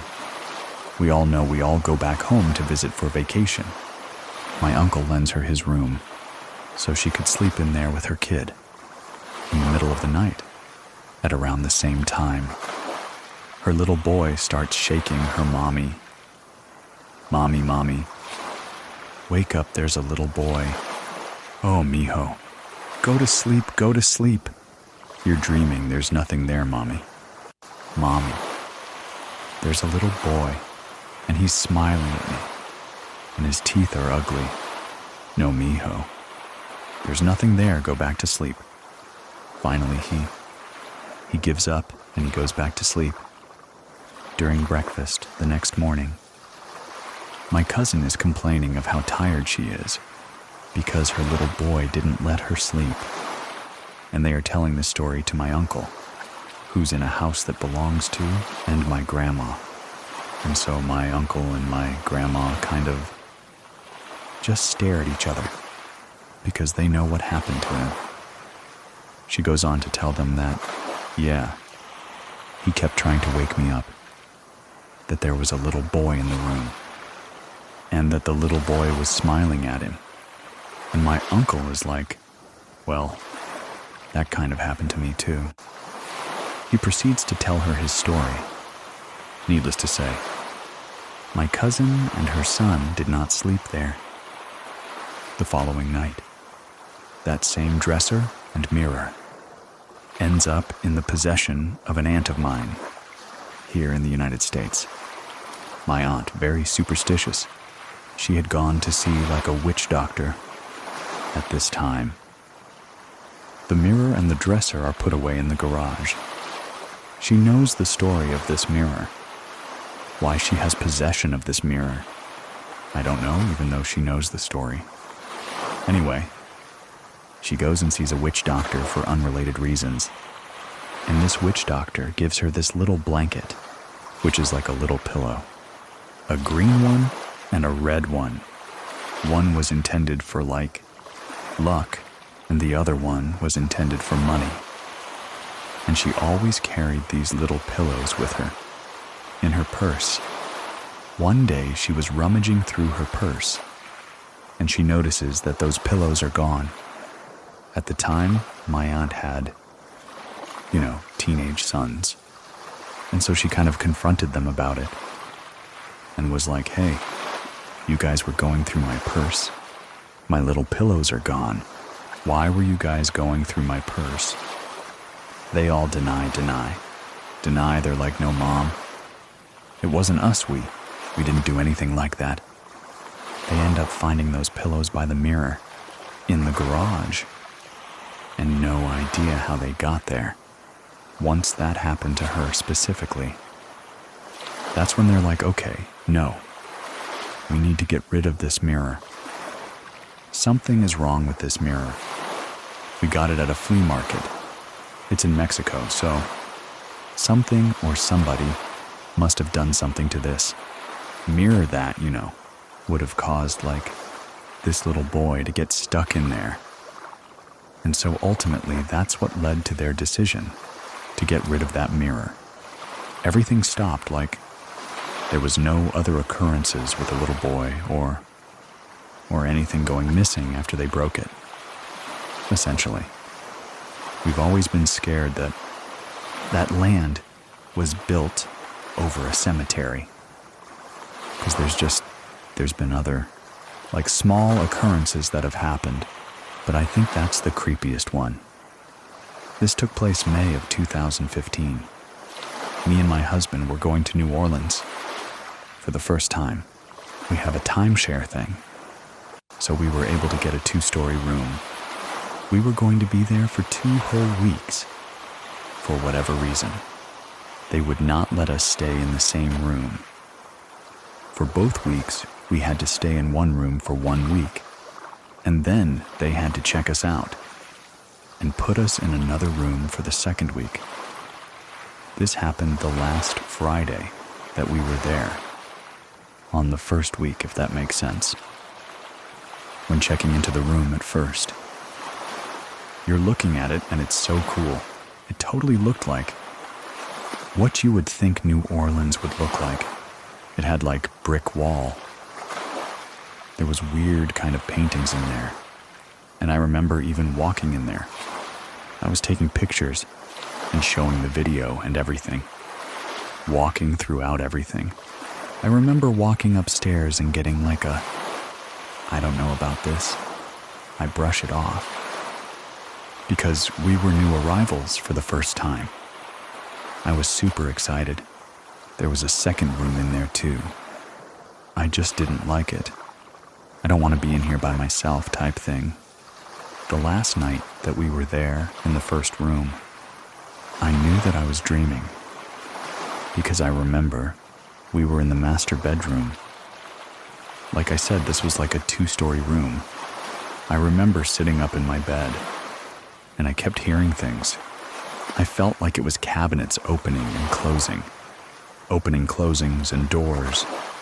Opening and closing, opening and closing. I knew no one was in our room. It was just me and my husband. I knew my husband was in the bathroom.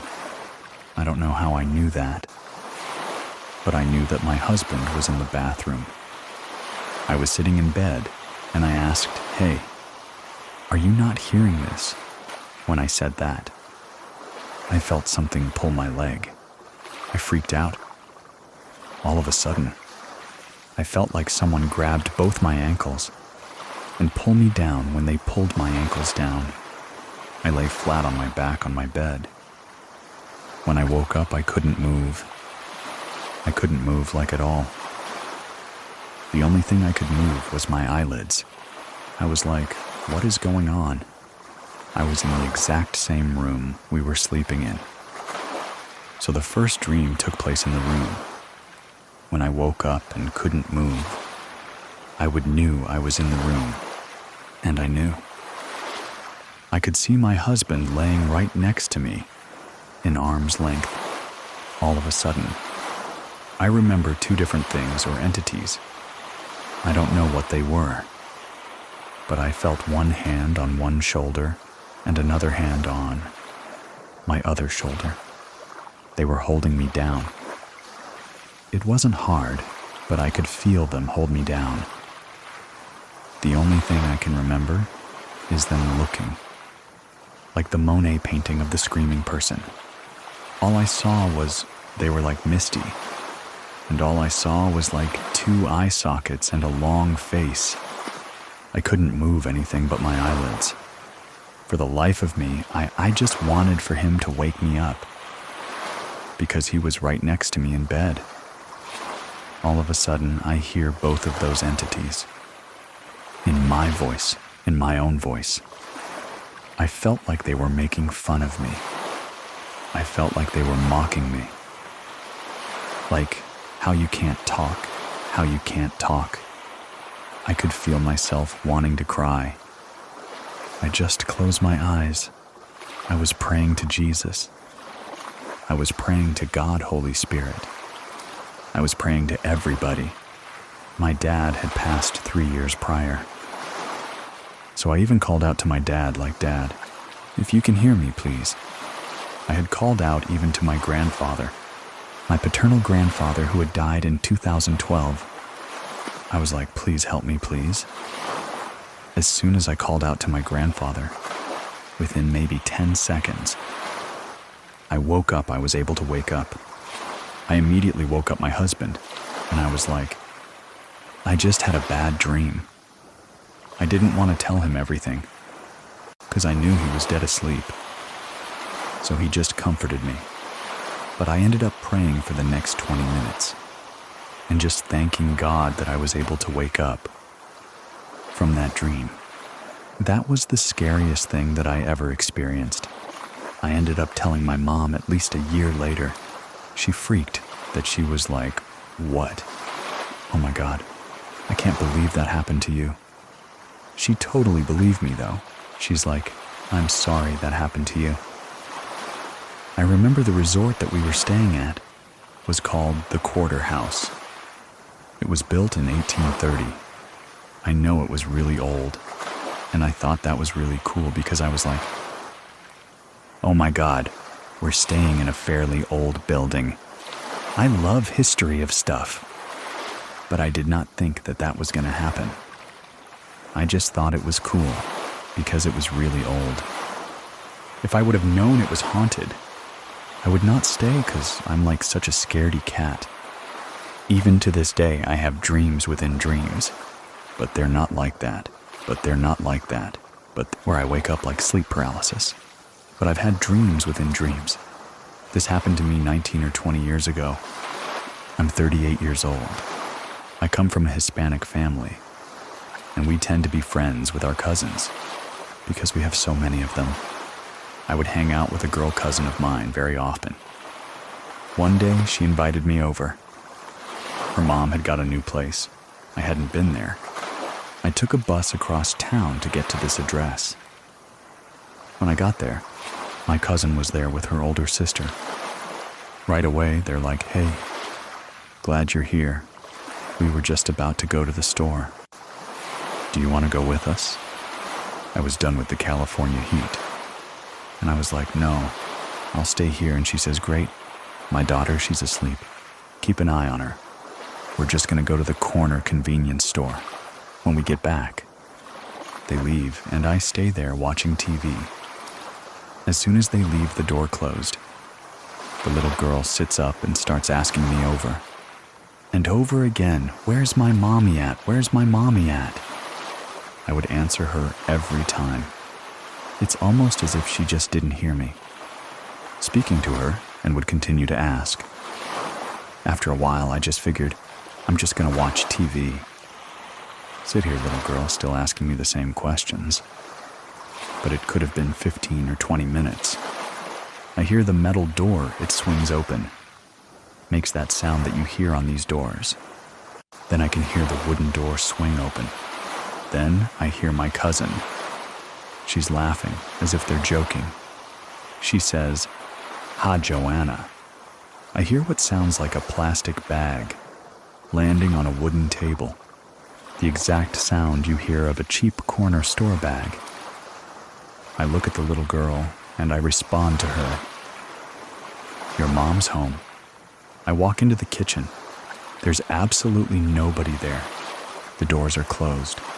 Everything's closed. There's nothing there.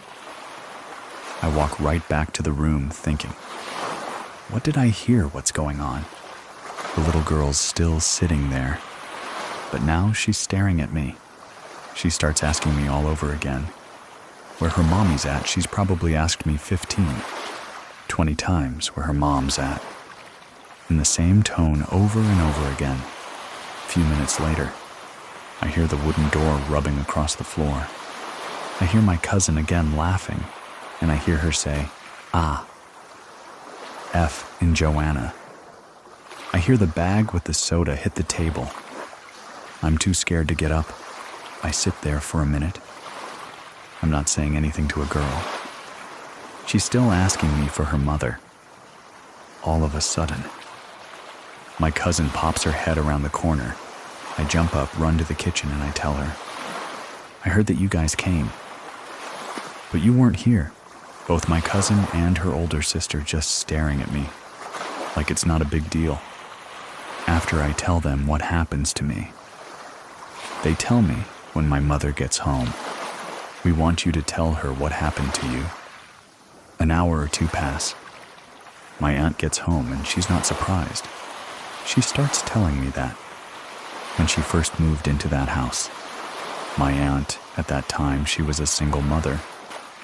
When they first moved into that house, she would constantly catch her daughter in her closet, going through the boxes making a mess. My aunt, getting tired of telling her to get out of the closet, she tells her, "What are you doing in there? Why do you keep going in my closet? And what are you searching for?" Her daughter looked at her and told her, "The little girl is telling me that there's toys in here. That's why I'm in here." She tells me she spoke to the owner as she asked him, "There's been weird things happening in this house. Has anybody ever said anything? Or told you anything the owner himself was like? I've had a hard time keeping this place rented. I have heard some things I don't believe too much. I haven't experienced anything myself." He never stayed there. He said that. There was a family that had passed away in that home, a mother and a father, and they had a daughter. They had passed away in that house. My aunt lived there for a number of years. But one thing that had happened to my aunt there, she was dating a man for a while, and they would go out. Sometimes he'd go out on his own. She'd stay home. One night, he had gone out with his friends. She stayed home. She had work. She was tired. She fell asleep in the living room on the couch. Late at night, she woke up to the sounds of somebody getting there. She saw the figure of who she thought was her boyfriend, coming home from a night out with his friends. She said, "I just glanced and told them, 'You're going to sit with me.' And she gave him space at the end of the couch. She saw this figure sit down. Later on, at 3 a.m, there was knocking at the door. She gets up, opens the door. It's her boyfriend, just getting home and being dropped off by his friends. I know other people that things happen to in that house. My sister has a story when she graduated high school. She took one of her high school friends to that house. My mother had gone to the casino with that aunt. This girl, she felt strange sitting in the living room. She kept glancing to her left, where there was a small bathroom. The door looked like it was trying to open.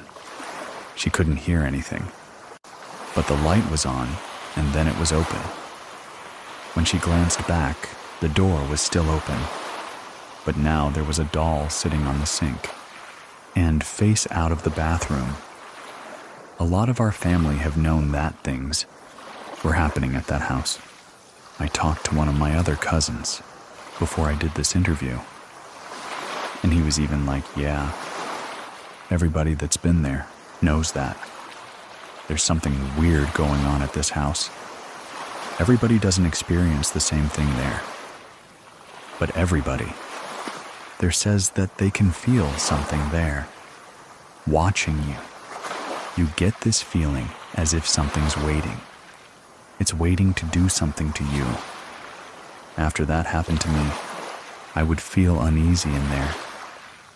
Years ago, I remember trying to look it up about the internet, probably 20 years ago when I was 19. I never really found anything. I know when I looked up the house, I know this house gets rented quite often because it's not a very nice house. Super tiny. It almost looks like a studio with an extra room. I don't think people stay that long. My aunt was one of those people. She was older. She believes in God and everything. It's where she's like, watch. Just pray. Things will leave me alone. But she didn't want to stay there. After a while, she felt like something was trying to be on top of her, hold her down. She needed a struggle, and she got up, caught her breath and stuff. Like that. I had heard stuff like that from that house. I remember seeing an old house being remodeled, our neighbor's house. There would always be stories about this house being haunted. They would rent it. I never saw anything myself. What made me believe, I think, if at all maybe people do sense things, is the neighbors would always say, this little house was haunted. It shared the property light with our house the day that we were remodeling it. I'm probably like in the 6th grade and I'm being nosy. I'm out there, all of a sudden I see that one of the contractor guys. He's like, hey, everybody stop. Go call the owner, because we need to figure something out. They're telling me to go away. I'm like, number. I'm on my property, you can tell me. Go away. Under the house that'd been in that house. They had a cement floor. They had to redo it, because they had cracked. When they lifted up the cement, I'm standing there when they lifted up the cement. There was a human skeleton. It still had clothes on, a flannel shirt and jeans. I remember clearly. I saw construction workers pick up the bones, throw it in the garbage, and continue working. The girls that lived in there, they would see things upstairs and hear sound. I don't know if maybe that has something to do with that, but that's what I saw at that home. When you're a kid, you don't think about these things. But as an adult, I can remember. Because it was such a big deal. Like I was like, oh, my God, they found a dead person. But when I think back on what they were doing at that house, when I tell you they found him under the cement, the foundation, they didn't dig. He was in between the poured cement and the dirt. It wasn't like an old burial site or anything. If you picked up a broken piece of cement on the street, it was like right there.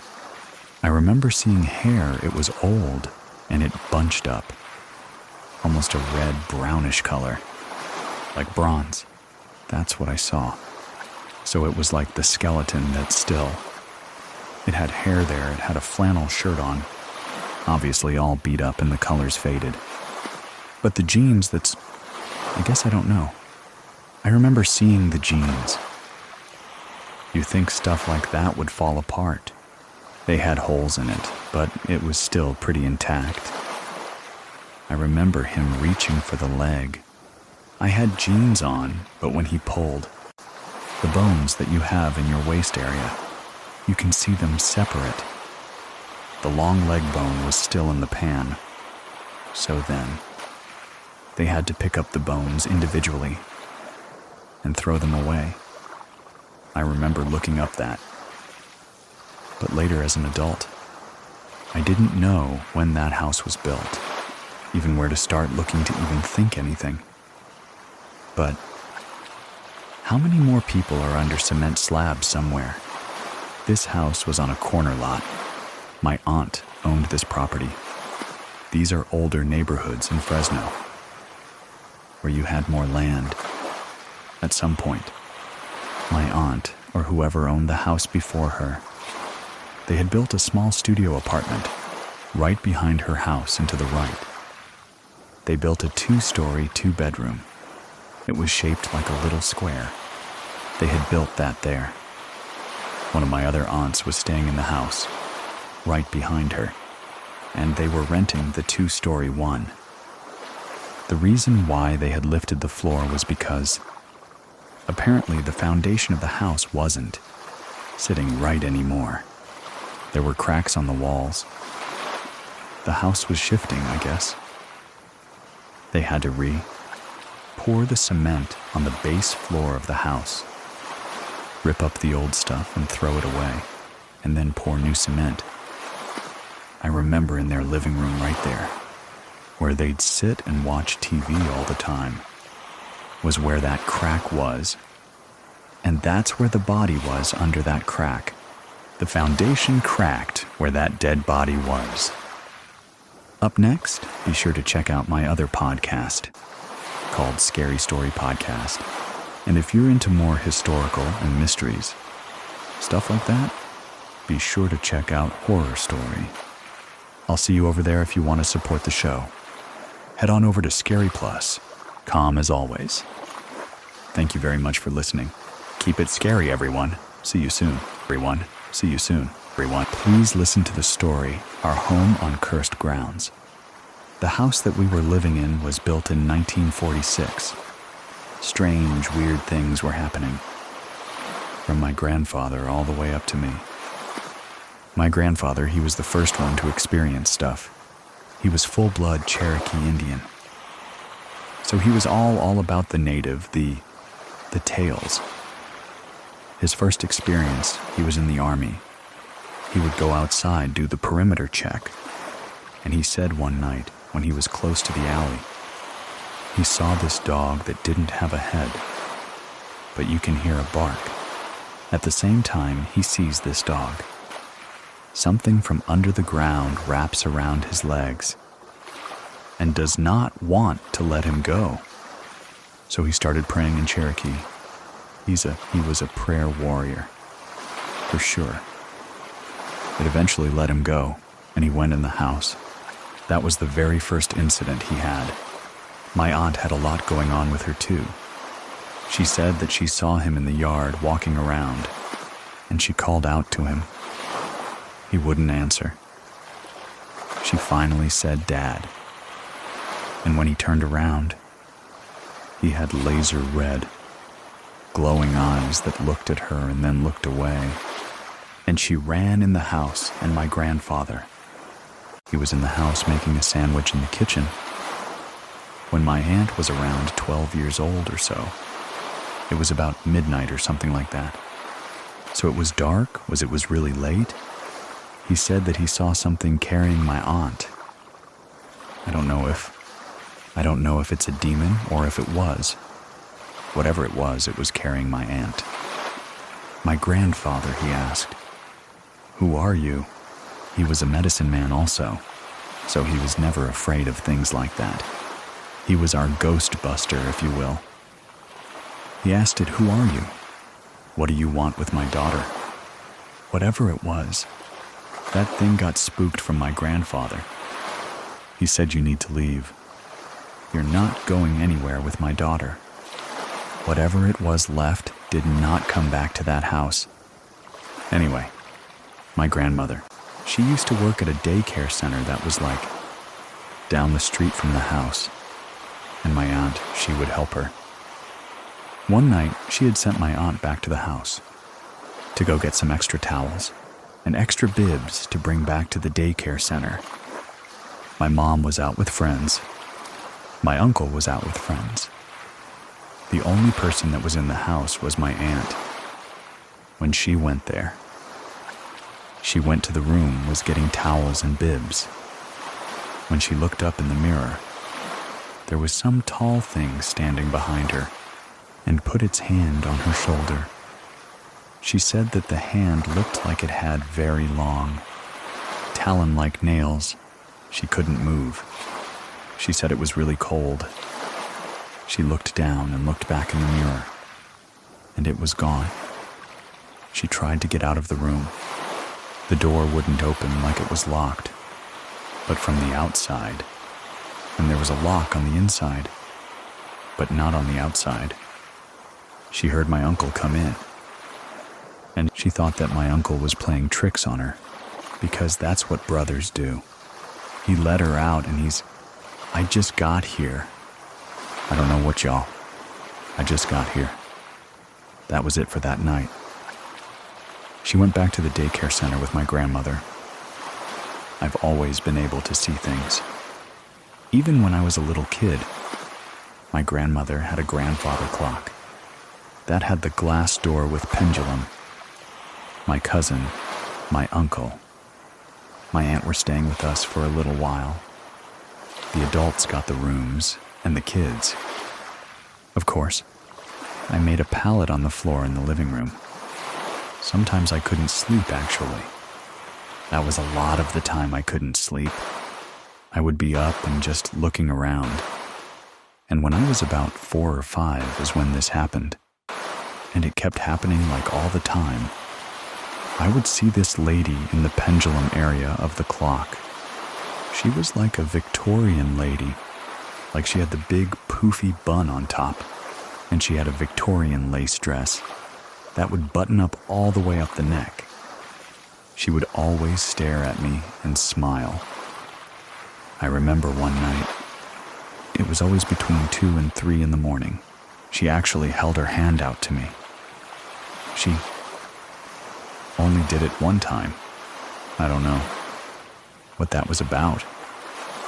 I don't know if that was an ancestor. I don't know what that was. But I didn't feel threatened. I didn't feel. The kids are very susceptible to things like that. I never felt like it was bad. I was dating this person. That apparently was a very evil-spirited. You don't really recognize things. When you first get into a relationship with someone, you're just all lovey-dovey, and nothing can break y'all kind of thing. I didn't realize that. There was something that's always around her. But my mother did not like this woman at all. Didn't know why. She just knows that she did not like her. Every time she was around, something would happen to my mom. One time, she fell out of nowhere. She just fell. And she said there was another time that she fell. It felt like something pushed her. My ex and me were sitting outside at the time. When that happened, things like that would happen with my mom. And nobody else, just my mom. I think one of the most terrifying experiences would be, I want to say it was November 1st of 2013, 2014. This person, she was the kind of person that stalked you. I didn't realize that this was going to be an issue. It apparently was. One night, I was out there with her trying to just keep the peace. On my street, there is no street lights nearby. There is a street light on either end to the street, for the cross street, but there's nothing like in the middle. So where my house was just like pitch black almost, just the glare from the street lights from afar. We're sitting there, we're talking. I see this dark figure walking towards the car, was dressed in all black. I don't even know if it had a face. It just was just all black. It slowly walked past the car. I'm looking by my driveway, 'cause we're parked on the street. My mom's car is parked in the driveway. There was no more room when this guy, or whatever it was, passed my driveway. They disappeared. Right in front of her face is disappeared. That freaked us both out, but it's like, okay, you know what? Things like this happen around my house all the time. Now, mind you, she drove a Nissan Sentra that was a 5-speed. So when you put a manual car in park, you normally put the emergency brake on. That car is not going nowhere. She was parked, had the emergency brake on. We were sitting there and just chilling and talking. All of a sudden, we feel this giant push on this car. The car moved from at least 10 to 15 feet forward. It's in park, and the emergency brake's on. So what do? We get out. We get out of the car. We look on the ground with my phone flashlight. And there is a broken brick on the ground that has an upside-down cross on it. We jetted to the 7th, 11 to get away from there. When we looked to the back of the car on the bumper, like something was underneath the car, pushing the car from the bumper. We drove back to my house, parked in the opposite direction. Now we pulled up. Everything that was on the ground was gone. The brick was gone. Both pieces of the brick was gone, like somebody swept it up. I don't know who it was 2 a.m, but there was nothing on the ground. If someone was out, we would leave the dining room light on. Where the dining room was, it was catty corner to the front door, so you can see the light shining into the door. My front door was like about a 6.5-foot door, with a half-moon stained glass at the top. Now mind you, everyone in my house is about 5'3" at the most. There is no way that anyone in my family, in that house, could see out of that stained glass window. We're talking, starting to get into an argument. I looked to my left, which is where my door was, and I saw a dark figure in the stained glass. I blinked a few times to make sure I was seeing what I was seeing. It was there. I looked away. I was like, oh my God. She looked over there. She saw it too. Then I looked back. It was gone, like nothing was there. I did not go in my house until daylight, because I was not about to go and find out what that was. I've never seen something that scared me like that. There were times when me and my aunt would be sitting on the couch. Now mind you, this house, like I said, was built in 1946, so it didn't have central heat and air. It had a swamp cooler. It's the big thing that sits outside your house, and you have it connected to a water hose, or you water it every few hours. And it blows air like with a manual fan. It was the winter time when this happened. Me and my aunt were sitting on the couch. While we were watching TV, we heard something walking, crushing leaves by the water cooler.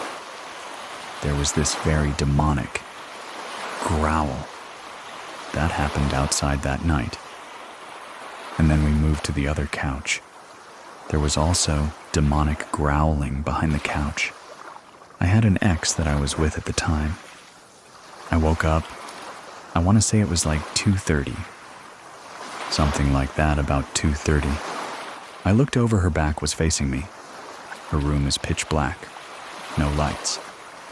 Not even from the bathroom, nothing was on. I turn over and I look at her. When I tell you, her head, and only her head, turned around to face me.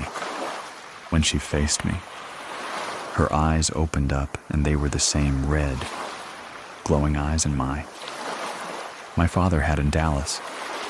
I got up, I went in the living room. It was dark. Her mother is there sitting in the dark and asked me, "What's the matter? You can't sleep." I said, "No, ma'am, I cannot." "What are you doing in the dark?" I turned the light on. She wasn't there. That was the last time that I spent the weekend over there. I never told her about that, because I was afraid it would happen again. I don't know if that was a warning to save myself from something, or if that was just something just to scare me. I have no clue. At that time, my grandfather, he was still living. I could talk to him about anything. So when something like that would happen, he was able to tell me things.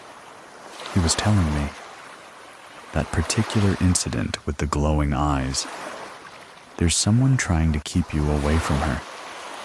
There's something that's not right. I don't know what it was. I don't know if the mom was doing something. I don't know, because, like I said, she was there in the living room. But when I turned the light on, she was gone. I was doing DoorDash because I almost died last year. And I came home to like a $500 light bill. Being on a wound vac and trying to work is very bad, but I had to make money for my light bill. So my lights won't get cut off, because it was a summertime and in Texas. It's hot as hell here, like it prepares you for hell. I'm doing the DoorDash thing, right? I have my brother with me. My wife was with me, and she was in the front seat. He was in the back seat. I want to say we were in Roanoke, Texas. 'Cause we do DoorDash, it takes you wherever. That's where the money is. That's where I'm gonna go. I had just dropped off at someone's house, and we were leaving to go back to civilization on this pitch black road. There was one street light way down, right before you gone into the highway. I saw this dark figure all in black. I want to say the figure was really tall and slender. It had no face. This one had no face. It was just a black void. If you will, it was just like contorting. Like the head was like the head, but had no face. Was moving around, contorting in the legs. My wife saw it also. We both looked at it. Like you see those horror movies, where bones are cracking and stuff. That's what it was doing, standing up. Walking, but contorted at the same time. When I passed it, it disappeared. I said, "Babe, did you see that she started praying her prayers?" I'm just so glad that I didn't have car trouble. I think my grandfather gave me, along with God, of course, the gift of dreams. Because I have dreams about things that are gonna happen. Some of the things that I've dreamt have happened, because it kind of feels like deja vu in a way. If I dream something, it's probably gonna happen, like within the next month or so.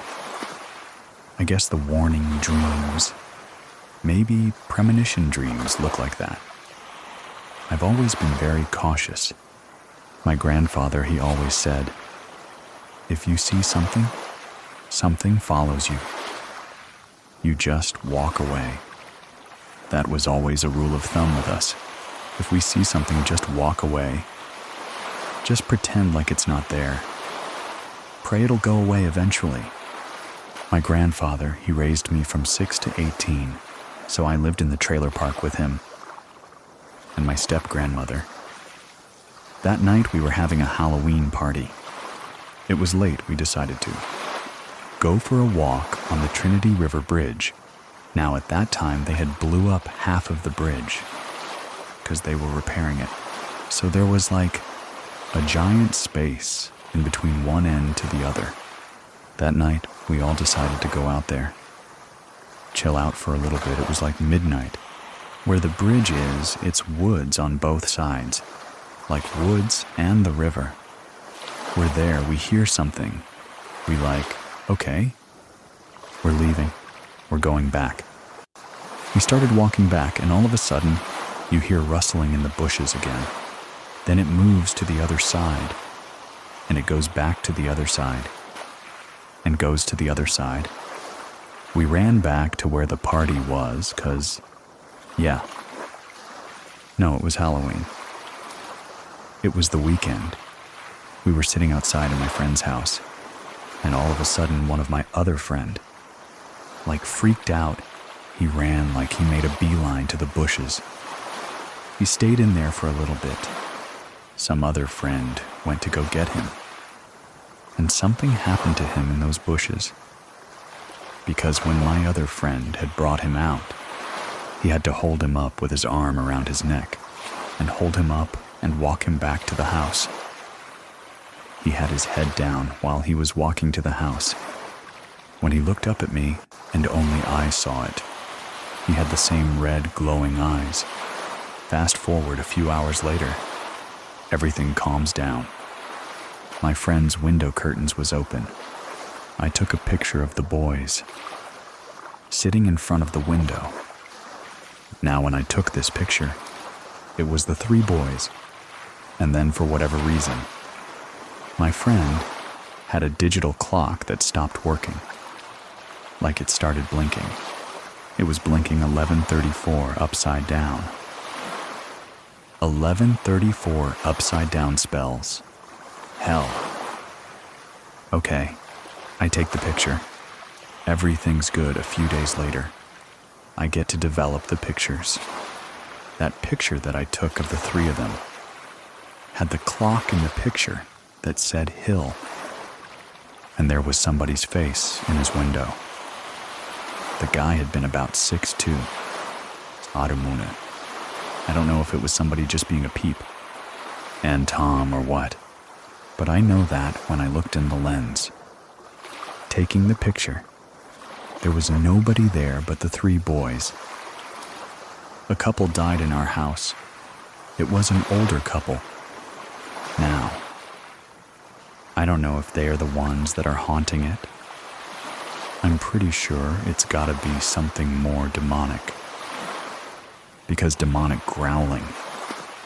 Seeing that big old shadow person in the door, that doesn't seem like peaceful to me. That's why it freaks me out. When there's an open door or an open window, and it's dark outside, like a closet, and all closets have to be closed, I will not sleep with a door open. It has to be closed, a window, especially at nighttime, needs to be closed. The curtains need to be drawn. I don't want to see outside, and I don't want nothing to see me inside. To share your own story with us, head on over to TrueScaryStory.com and fill out the form. And if you know of someone who might like this too, make sure you send it to them. To support our show and listen without ads, try out Scary Plus. It's free for 2 weeks and then $4.99 a month, and you can cancel whenever you want. It's over on scaryplus.com. Anyway, thank you very much for listening. Keep it scary, everyone. See you soon. Please listen to the story, Demon in the Barn, while exploring an abandoned farmhouse in rural California. 2 friends came face to face with something dark, an encounter so chilling that it still haunts them. Decades later, my name is Edwin, and here is Dory's true scary story. I grew up on my grandparents' and great-grandparents' property in the Central Valley of California. In the 1800s, my family settled there. I'm not sure how they got the land. I think they got it from the Native American Indian tribe. That was in the area. I think it was the Miwoks. My great-grandparents built a big, huge custom home on the property. Had peach orchards, then walnut orchards, almond orchards. Then my grandparents built a big ranch house on that property as well. When I was a teenager, we moved onto the property, onto a separate house next to my grandparents' house. So we spent a lot of time outside. I had horses and whatnot. Our property was 40 acres, and we were up on a bluff. The bluff overlooked the top of walnut orchards. So we would go down, especially in the summertime.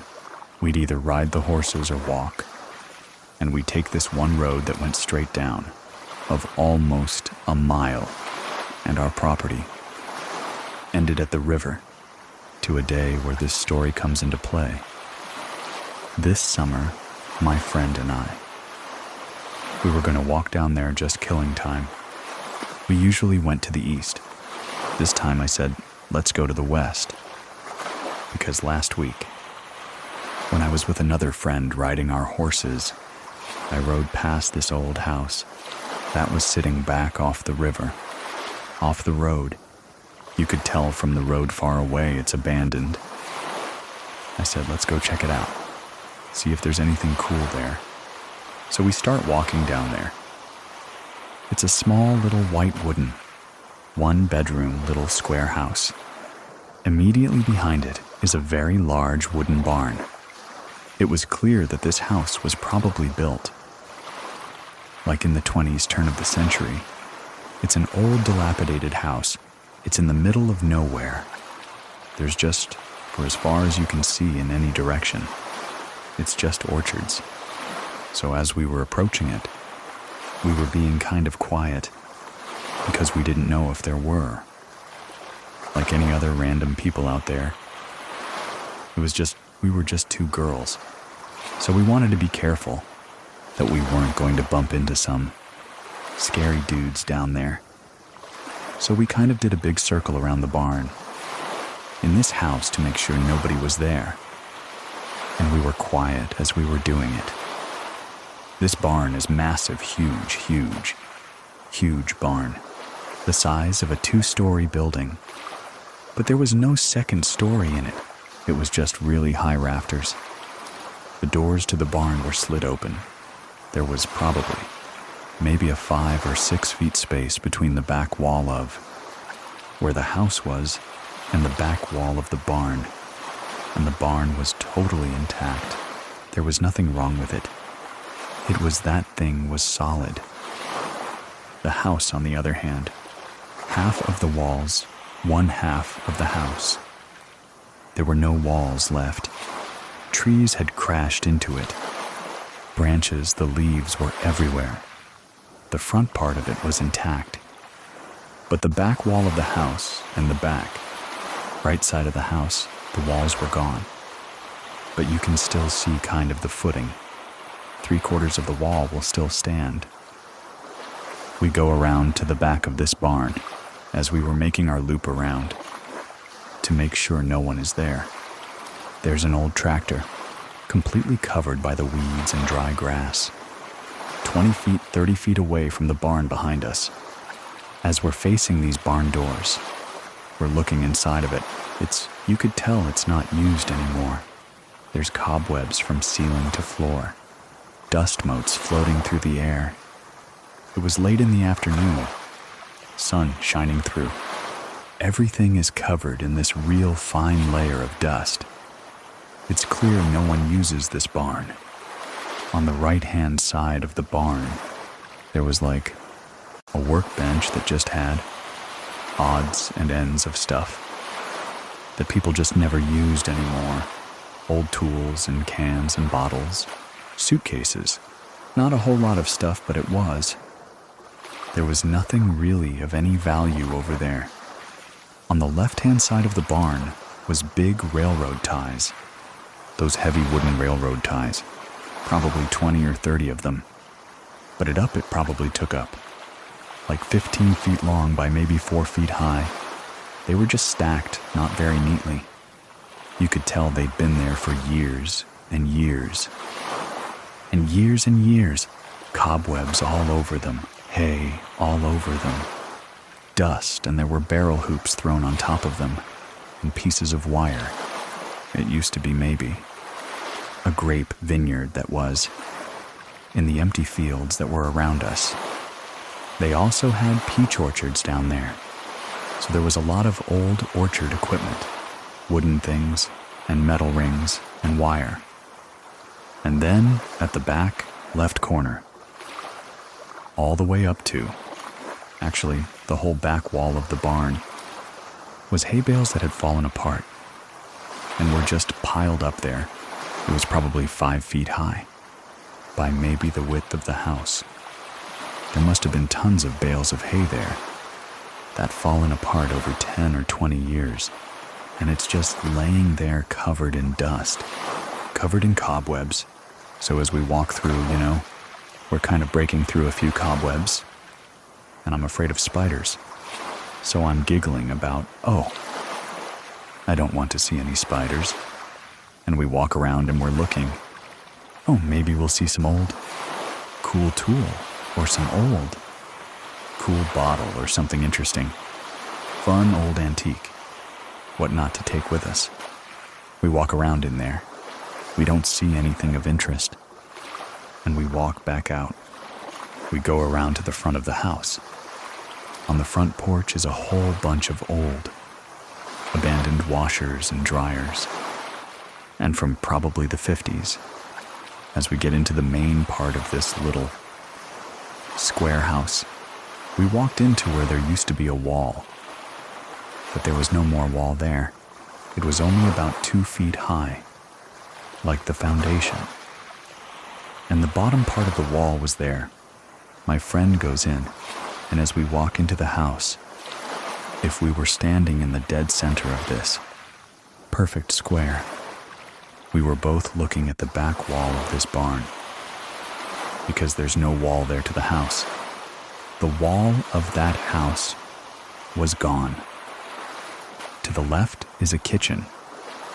You can walk into this little tiny kitchen, And then going on that side also is one little bedroom, and I stayed right where I was, in the center of this house, and I was looking at what was probably the living room. And there was no wall there. There was a pile of just junk on the ground. There's also branches, leaves, everything kind of mixed up in this pile of junk. So my friend goes to the front part. She's looking through the other rooms, and I'm looking into this pile. And as I'm kind of using a stick, and I'm pushing things around to see what's in this pile, I see this staff like a walking stick. It's probably about 4 or 5 feet long, and it is intricately carved. Derek's carving over every inch of it. It's very detailed, ornate carving, and so I'm like poking it with a stick, looking at it, squinting, like, what is that? My friend calls me kind of in a panic, I startle and I go, kind of hustling back to the front part of the house, where she is. A lizard scared her or something. I said, come here, you gotta see what's in this pile. This thing's cool. So we walk back to where I was standing at this pile, and from where we're standing, we are probably 5 or 6 feet from the back wall of the barn. If you've ever been in an old barn, or like an old wooden fence, you could see kind of through the cracks of the wood, just a little tiny bit. You can see through the cracks of the wood. And so I get to that pile and I'm like, look, there's this stack here. I start poking around in the pile and there's nothing there. It's not there. And she goes, what? What did you see? And I said, there was this stick. And as soon as I started talking about it, there came a sound from inside that barn that was so deafeningly loud. It sounded like somebody had dropped a freight train inside that barn. The ground shook, and it was like whatever was at the back of the barn, where the doors were. It was like a train, or it was louder than a truck. It was whatever it was. It was so loud it was barreling into the barn so fast, so furious you could hear the wood flying. You could hear those barrel rings flying. You could hear the railroad ties flying. You could hear the hay, everything scattering in there. The walls were shaking. The ground was shaking. The air was just reverse. It was so loud, everything just moving in there. And then, whatever it was, hit the back of the wall of that barn, right in front of us, eye level. And you could just hear this guttural growl and breathing on the other side of this wall. And this wasn't a person. This wasn't a car. This was a sound that I can't even describe how incredibly loud this was. We're both frozen, staring at this wall. Through the slats of this wall, we start to kind of inch our way to the right, to kind of walk out away from this house. Staring at the wall as we do, you can tell something's on the other side of the wall. You can see it. Dust is kind of coming through the slats of the wood. You could see eyes through those slats, but you can't make out the shape. You could see something on the other side of the wall. It was dark black. The eyes were like a yellowish, then kind of red. As we started facing the wall, slowly inching our way out of the house, not taking our eyes off of this wall. It's still breathing and following us, and you could hear things moving on the other side of that wall. We come around where there's a clearing, and we take off running. We don't look back. We take off running, and we must have ran 3/4 of a mile before one of us just literally collapses on the ground for running so fast. We look at each other. We look around. Make sure nothing's following. Nothing's following us. We look at each other. What the heck just happened? And we start reliving and recounting what we saw. What we heard when we both first started talking, we couldn't believe what had just happened. Part of you wanted to say, this can't be what I thought it was. So as I start explaining what I saw, my friend Jennifer starts finishing my sentences, and I'm doing the same for her. Like, did you see the skin? It looked like it was leather. Did you see his eyes? Yeah. The eyes were red. What was that? We saw. Why was that so loud? What? How was that barn still standing? As we're sitting there, catching our breath, another friend who's like a younger brother to me comes up, because he was going down to the river to go fishing. He's like, "What are you guys doing?" We tell him what happened. He's like, "You guys are full of crap. There's nothing there. You guys are crazy." I'm like, "Dude, I am not kidding you. I have never lied to you. I am not joking." He was like, "All right, then show me." We get up. We start walk back there. I said, "I'll walk back there, but I'm not going in there again. I'm never going back in there." So we walk back over there, take a big wide berth around it, but we go back to where the barn. I said, "I just want to see what." "You go in that barn and you'll see there is. That place is torn to shreds." So we get to the very back, and I'm far away, and I'm looking at the inside side of this barn, and it looks like exactly like it did when we first got there. There's still cobwebs hanging on the ceiling. Everything's in the exact same place. Nothing has been moved. No dust's askew anywhere. It's exactly the same. I tell him, I was like, "Hey, go over there in that house and go look in that pile over there and see if there's a long stick in that." Set him in there like a guinea pig, and he's stupid. So he went in there, and he's like, "There's nothing in here. There's just trash in here. There's old cans and like leaves and trash. And there's nothing in here." "What are you talking about?" I go back, I start doodling. Later that evening, I'm like doodling.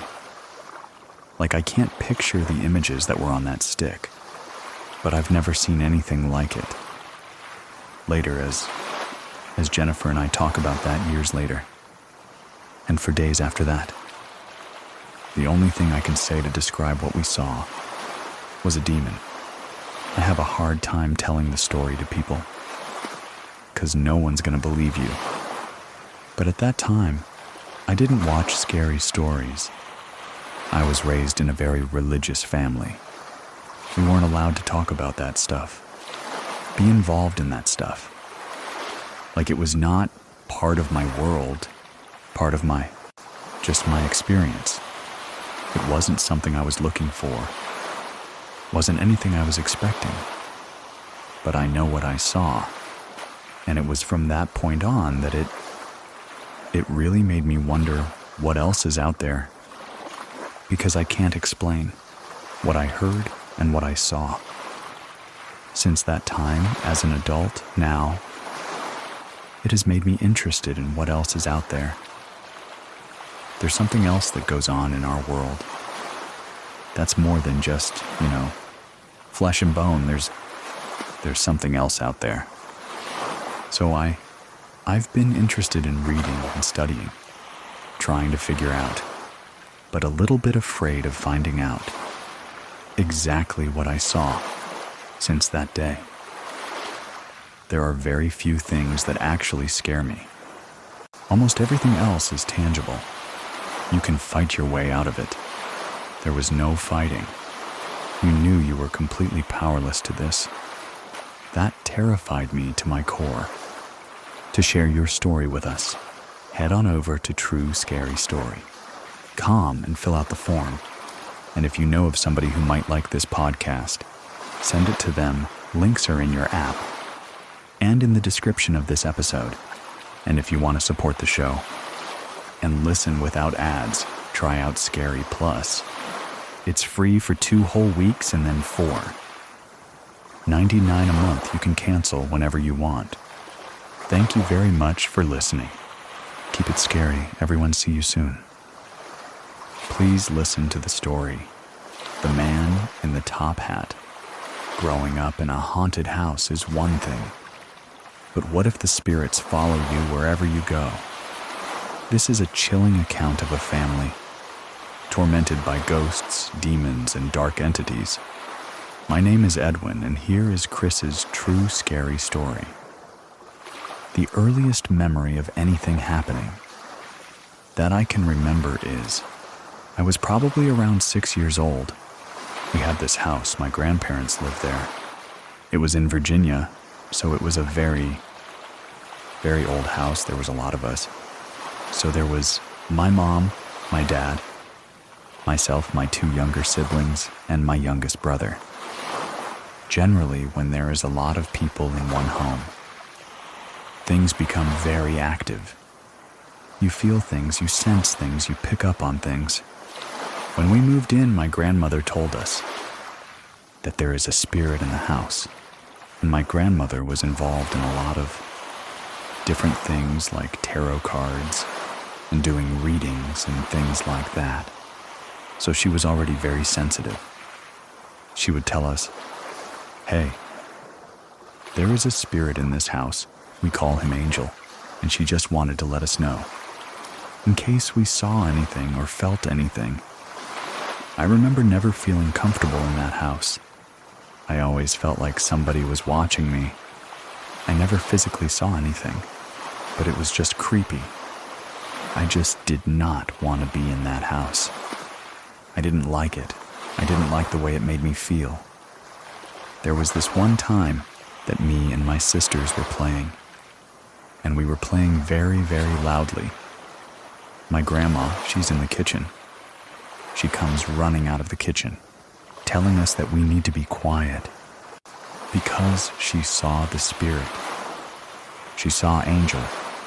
There was a door in the kitchen that led to the garage, and she said that she saw a white mist coming from the bottom of the door into the kitchen.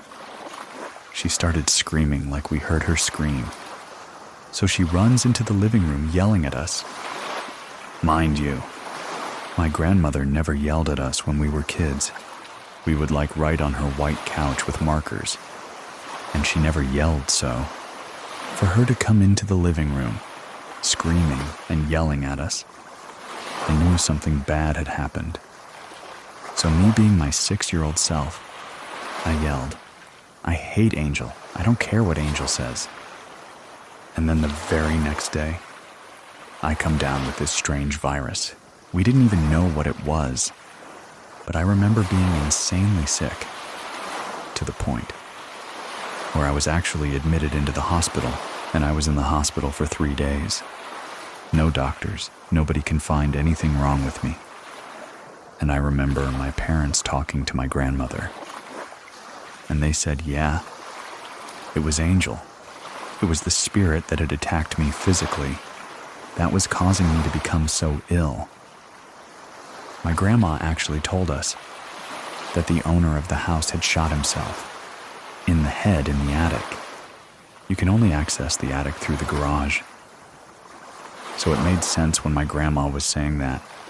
She saw that mist coming from the door because it LED'd to the attic. The next time we experienced something, it happened in this house. It was in Little Washington, North Carolina. Another really large, old, creepy house all on the East Coast. I was probably around 8 or 9 when this happened. We didn't really feel things, like we would see things, but we didn't really feel anything. Except for my one sister. She was probably around 7, and she would talk about the dark man. She would tell us that he would follow her. He would watch her, and he was this tall, slim, dark figure, and he had a top hat. And I asked her, well, how long has the dark man been following you? And she said, all my life. There was this one instance where it was really late at night. My father was watching TV in the living room. My mom was asleep. Me and my younger sister, we had woken up in the middle of the night, and we realized, hey, Jen's not here. She's not in bed. Where is she? So we go downstairs, and the way that the house was set up is there's a huge living room with the TV. There's a couch in the middle, and then there's stairs that lead up to our bedrooms, because we were sleeping upstairs at the time. So when you come down the stairs, you can see the TV, and there's this tiny little hallway to the side that's kind of casted and, you know, in the moonlight, in the dark, so to speak, because it was really, really dark, even with the TV on, because of how large the living room was. So me and my younger sister, we come downstairs and we see her in this dark corner, bathed a little by moonlight, and we can make out that she is standing in that corner, holding a steak knife. All she's saying to herself is she's saying, "Kill John, kill John, kill John, kill John, kill John, kill John." That's my dad's name. So we go to her, and I'm shaking her, and I'm like, Jen, what's going on? What's going on? And she's just saying over and over, "Kill John, kill John, kill John." Me and my younger sister are just looking at her, and she's like in a trance, and she's just saying this over and over again, to the point where I'm like violently shaking her, and she finally snaps out of it up. She's like, "Oh my gosh, it told me to kill our father." She gets her finger and she points into the dining room. No light whatsoever, and she said that over there. She described it as a black figure with super red, glowing eyes. I today believe that that was a demon. There's no other thing for it. And I was like, Jen, let's put the knife away and let's go upstairs. And let's go in bed. And she was really weak, just kind of like swaying a little bit. So we took her back upstairs later in bed. And me and my younger sister at the time, we did not want to go to sleep because we did not know what was going to happen. Was she going to wake up in the middle of the night and do it all over again? After that, we just started praying and we're like, please God, don't let this happen again. Please God, shed your blood of protection upon us. Because my family is very, very religious. And the very next day we were like, hey, do you remember doing this? She had no recollection whatsoever of that happening. We're all in our late 30s now. And she's like, no, that never happened. I wasn't sleepwalking. I wasn't dreaming. Me and my little sister both have this memory of her doing this. We know that it happened, even though she doesn't believe us. We never actually told anyone. This is the first time that I am talking about this since we were little kids. Another situation that we had. This was a house that we had. Again, lived in with my grandparents and my aunt and her son. So there's 9 people living in a 3-bedroom house. Super, super tiny house with just a lot of people. Everyone had an experience in this house. I was around maybe 9. This is when I actually saw the dark man that my sister had talked about. I remember that it was really late at night. My grandma was asleep on the bed that I was on. In my sister's cause, she would always sleep with us. And I remember I was watching TV. It was super late at night. And then I just felt this strange feeling come over me, that somebody was watching me. The hair on the back of my neck stood up. I had chills. It got very, very cold. I'm facing the television. Right next to the TV is the door that leads into the hallway. I turn my head. I cannot move. I cannot speak. I remember my eyes popping out of my head because I see exactly what my sister had described. A tall, slim figure with a top hat. No face, no eyes. It's just this dark thing staring at me. I could not move. I could not speak. I wanted to scream. I'm just looking at it, and it's looking at me. And then I remember just closing my eyes and being like, please God, don't let anything bad happen. Please God, let me wake up from this, whatever is happening. Let me wake up from this. I don't want to be hurt. I was scared, terrified. And then I open my eyes and it's gone. The feeling is gone. Everything is gone. I didn't wake up my grandma. I didn't wake up my sisters. But the next day I told them what had happened. So while we're all talking about this, they're like sharing their experiences now. 'Cause we had lived in the house for, I would say probably maybe 3 to 6 months. My sister saw this little girl. So she was in the bathroom, and she was just kind of playing around in the bathroom. You know, there's a big mirror, and she was looking in the mirror, and just kind of doing like funny faces and stuff. She said that she heard something in the bathroom. Nobody is in there with her.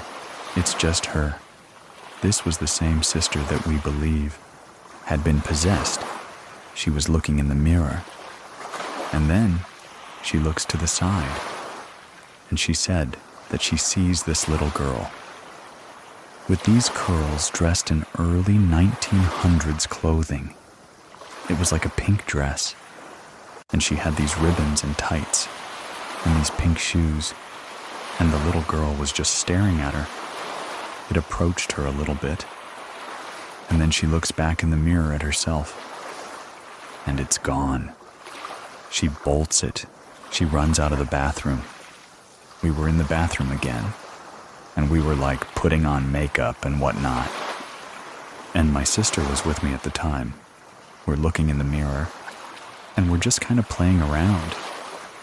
You know, we're like, 9 or 10, and then I see this man, and his face is dirty, and he's got like all these cuts and bruises, and he's wearing a black and white striped gel outfit that you would see, like from the 1900s. He's got this hideous smile, and he's just smiling at me. I would say.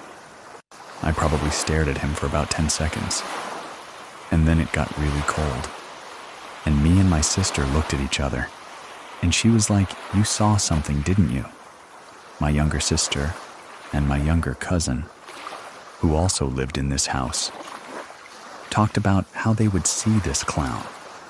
And this clown was again, early 1900s, with the face paint and the hat and a dirty clown outfit, and he would just watch them. Now, me and my other sister never experienced.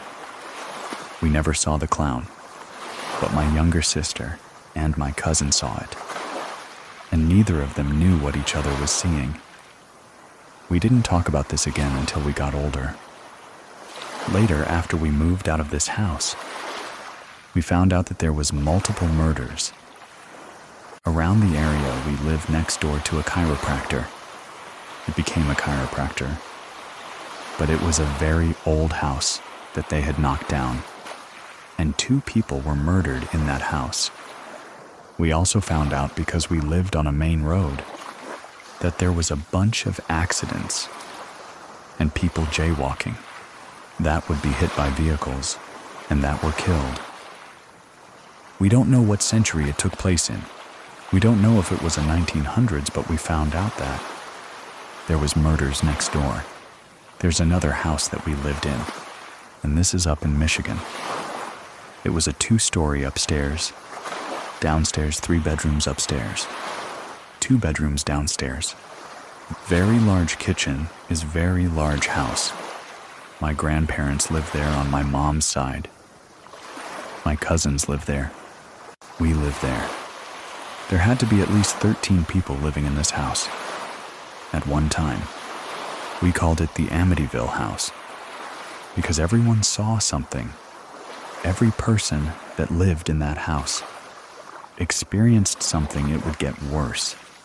When we had like a Christmas party there, and we had 30-some people in the house, that's when I got really, really, really strange. I always felt uncomfortable in this bathroom. It was my uncle's bathroom, and he had painted it all red. We used to call it, the Bloody Mary bathroom. Red carpet, red tile, a black sink, a black toilet, a red shower. Like everything was black and red. It was crazy. My younger sister, her and my cousin were just kind of like in one of the bedrooms with the red bathroom, because it was connected to it. They were just laying on the bed, and they were watching TV, not really doing anything. My sister saw a pen fly across the bedroom, hit the wall, and they're both like, "Did you see that?" It had kind of become normal for us to see these things in this house. So we didn't really make a big stink about it. Like we're like, okay, that happened. My cousin, he fell asleep downstairs on the couch. I was upstairs with my sisters. We were all asleep. It was like 6 o'clock in the morning. We're all asleep. My cousin comes running upstairs screaming at me. "Why did you pull my hair? Why are you hitting me? What are you doing?" And we all wake up because he's screaming, and I'm like, "Dude, I was never downstairs. I've been up here the whole time sleeping." And he's like, No. You slapped me in the face and you pulled my hair, and I saw you run upstairs." To this day, he fully believes with his whole entire being that I was the one that did that. Another thing that happened with my grandfather is he was also asleep on the couch. He said he saw these 2 little girls by the living room door, just jumping around, making noise and playing. It's the middle of the night. We're not going to be downstairs bothering my grandfather. We were upstairs asleep. So we hear him yelling, "Stop making noise. Stop playing, go to bed." And we're like, we're upstairs sleeping. But you can hear him yell because there was no door that separated the stairs from the downstairs to the upstairs.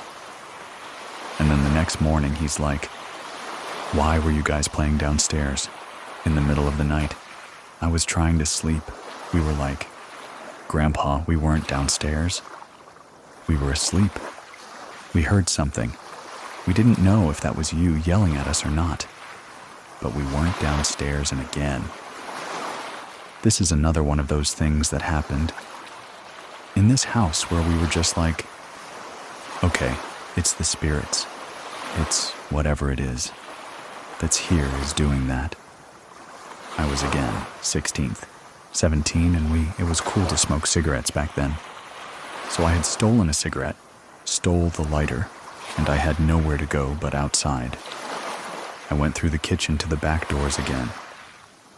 This is about 2 a.m. I was talking to my cousin on the phone late. We were joking around. I was like, "Oh, I'm gonna go have a cigarette." I make sure that the door that separates me from the downstairs door is open. Because you close that door, it locks. You cannot open that door from the outside. You have to be inside to open the door, so I'm outside. On the cell phone with my cousin. Cell phone. I'm smoking and everything. And it's late at night and we're in a field. And I'm looking around and I'm like, why did I think that this was a good idea? It is really, really creepy out here. I'm like, I need to get back inside. So, the door that I had left open was still slightly open.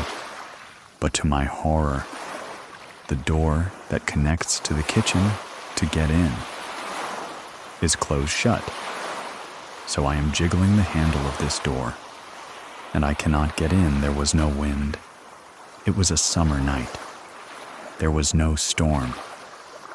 No wind that could have shut that door from the inside. Nothing. It had to have been something that was on the inside of the house that did this, so I'm jiggling the handle. And I'm crying now because I'm like, oh my gosh, I can't get in the house, I can't get in. Nobody's gonna find me until they start to wake up. So I was out there crying on the phone with my cousin. I'm like, oh my gosh, I can't get back in the house. What am I gonna do for at least 15 minutes? And then I see the light turn on. My grandma is in the kitchen to get water. And I'm like, Grandma, could you please let me in? And she opens the door and she's like, what are you doing? I was like, Grandma, did you close the door? And she's like, no. I literally just came in here to get some water. What are you talking about? There was no one in here, all the lights were out. I just came to get some water. And then we both looked at each other and we were like, It was just another experience. Just something strange that happened. It was just one of those things. There is so much that happened in this house that everybody experienced. And I honestly can't even keep track of everything that happened. I saw an ant through a window that had passed away. Whatever this energy was, whatever this spirit was, it liked to take the form of people. Because we always thought that it was each other. Like my grandpa saw us kids downstairs. My cousin saw me pull his hair. It always took the shape this was a very common thing. We knew my aunt had told me multiple times, like when they were over for Christmas, that she would see me go into the bathroom and then leave the bathroom. And this is the red bathroom. Go into the bathroom, leave the bathroom. Well, I'm not even there. I'm downstairs. So when I went upstairs, she was like, weren't you just up here? Didn't you go into the bathroom? That wasn't me. I wasn't up here. I was downstairs. The house wasn't uncomfortable. We didn't feel uncomfortable in the house because there was so many of us. And we kind of just knew, you know this thing. It likes to take shape of us. Whatever it is. We never did any sort of research on the house. But we had left, and then a few years later, my grandparents had sold it. And whoever they sold the house to, they demolished it. The only thing we know is literally everybody in that house saw something. From the oldest to the youngest. My cousin, who was way old at the time, she was in her third. I have a lot of family. She made something called an angel board. She had this square cardboard cutout. And she wrote all the letters of the alphabet. It was a handmade Ouija board, but she never called it that. She called it the angel board. She didn't want to scare us. So she brought this board into the Amityville house. We're already experiencing things. So we're like, you know what? Let's play with it. Let's see what happens. Let's see if we can find out who the spirit is. We would do like this prayer before we would start.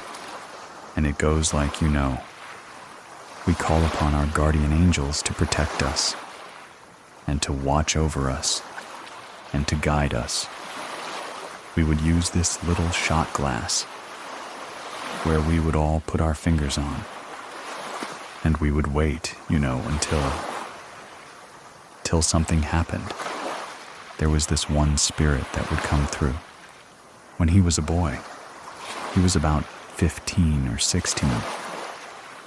He had told us that he died in a car accident. We would ask it, you know, like, where are you? Are you in heaven, you know? Where are you contacting us from?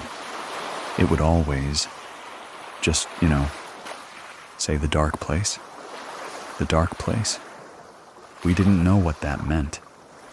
We knew he was in a car accident. He gave us a description of himself. You know, brown hair, brown eyes, all of this fun stuff. And then we wanted to see if it knew anything about us.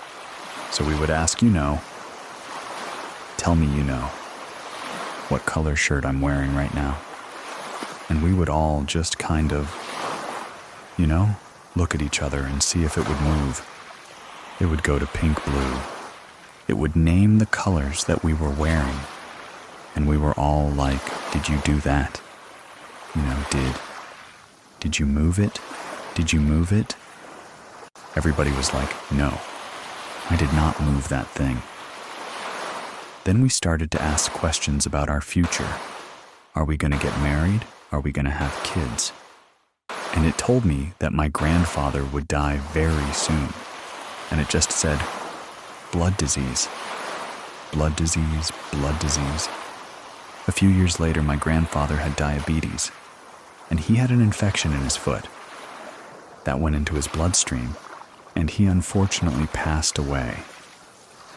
That little boy that told us these things followed us every time we would play with the board. Again, it was another house. This is my aunt and uncle's house.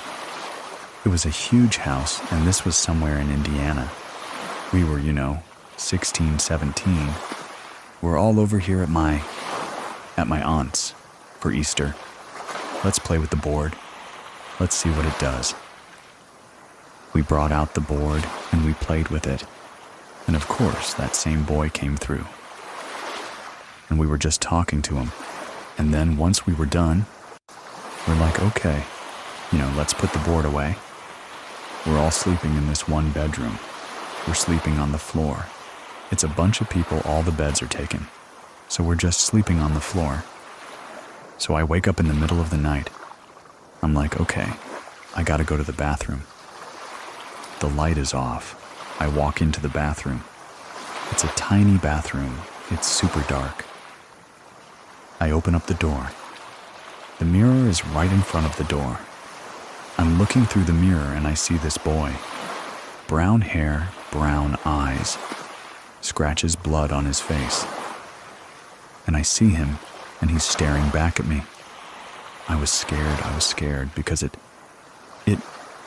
felt like all of the light from the room, if there was any light that came, was gone, and I can make out his face.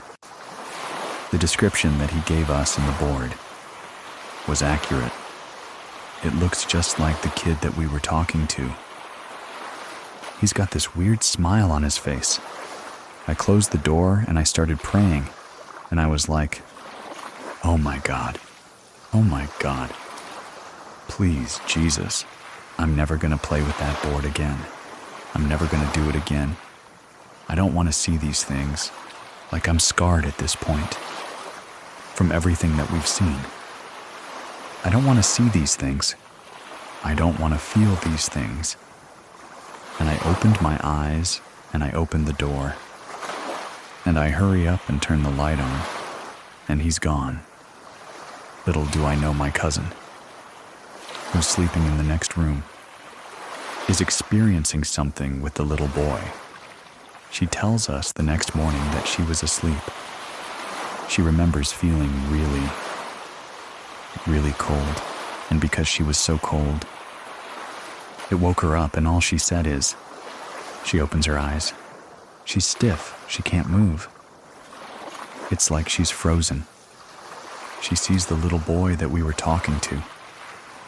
On the board, same little boy that I saw. She sees the little boy, and she's staring at him. And he's staring at her. She can't scream. She can't open her mouth. The only thing she has control of is her eyes. So she stares at him, and he's like hovering above her. And they're eye to eye, she said. Started praying. Opens them. He's gone.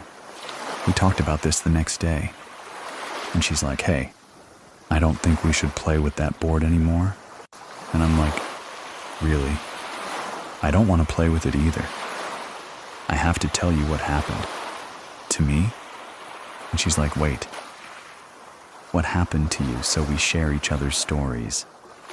The description matches perfectly of that little boy that we were talking to.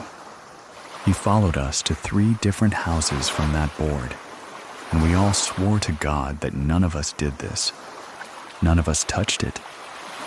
We didn't move it. We didn't make it. Say the same thing over and over again. And when we swear to God, I know it's true.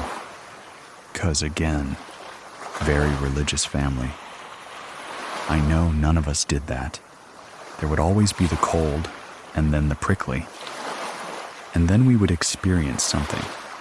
So me and my one cousin, we would say it's sleep paralysis, because we opened up our eyes and we were frozen.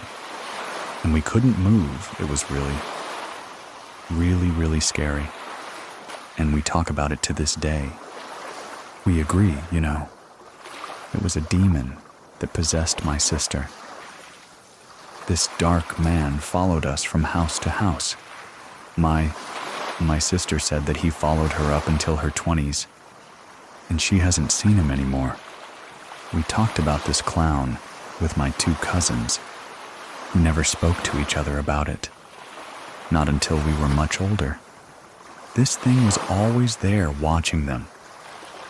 One of the most scariest things that happened to me was that situation with my sister, that she saw this black figure with these red eyes telling her to kill my father. Now, my father was very abusive, emotionally, mentally, physically, and we all talked about, you know how much we didn't like Kim, and you know how. Why did Mom end up with him? You know, like we were never close to my father. We were super close to my mom. And then for that spirit, that demon coming to her and telling her to do that, it was scary. It still today scares the crap out of me. I don't like talking about it. I don't like thinking about it. Because that's not normal. That's not normal for a 7-year-old to have a knife and want to kill your father. I've realized, actually, me talking to my sister, you know, getting her story about the clown. We've started to feel really strange things lately. Just talking about our stories. Like the house that I live in right now with my fiance and my stepkids. It's not a scary house, but my daughter has told me that she's seen some strange things lately. And I've seen this dark figure.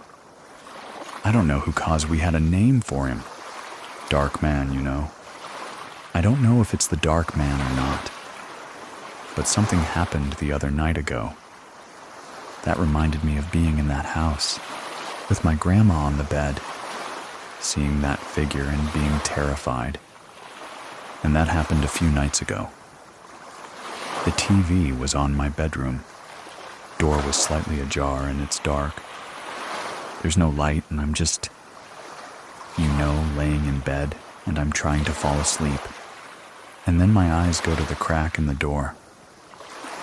And it's probably about 8 to 10 inches open. And I see him, and I haven't seen him in a very, very long, I'm getting emotional talking about it, 'cause I haven't seen it so long. And there he was, staring at me with the top hat, slim, dark figure. Same thing that's haunted us since we were kids. And I saw it, and I got really cold. And I was just like, oh, my God, it followed me here. It followed me here. I close my eyes. I start praying again. I'm like, Jesus, I rebuke it in your holy, precious name. Please, God, I don't want to go through this. I don't want to experience this. And I open my eyes, and it's gone. It's the same thing that I saw. I know what it is, because it attached itself to my family. Whatever it is, and the only thing that I can do now is just pray about it and just rebuke it in Jesus' name and wish that I never see that again. I don't want it to hurt me, and I don't want it to hurt my kids, and I know that it's not a nice spirit. It's not something that's watching over me or protecting me. It wants to hurt us. Do you have a true scary story to share with us? Click on over to True Scary Story, com, and fill out the form.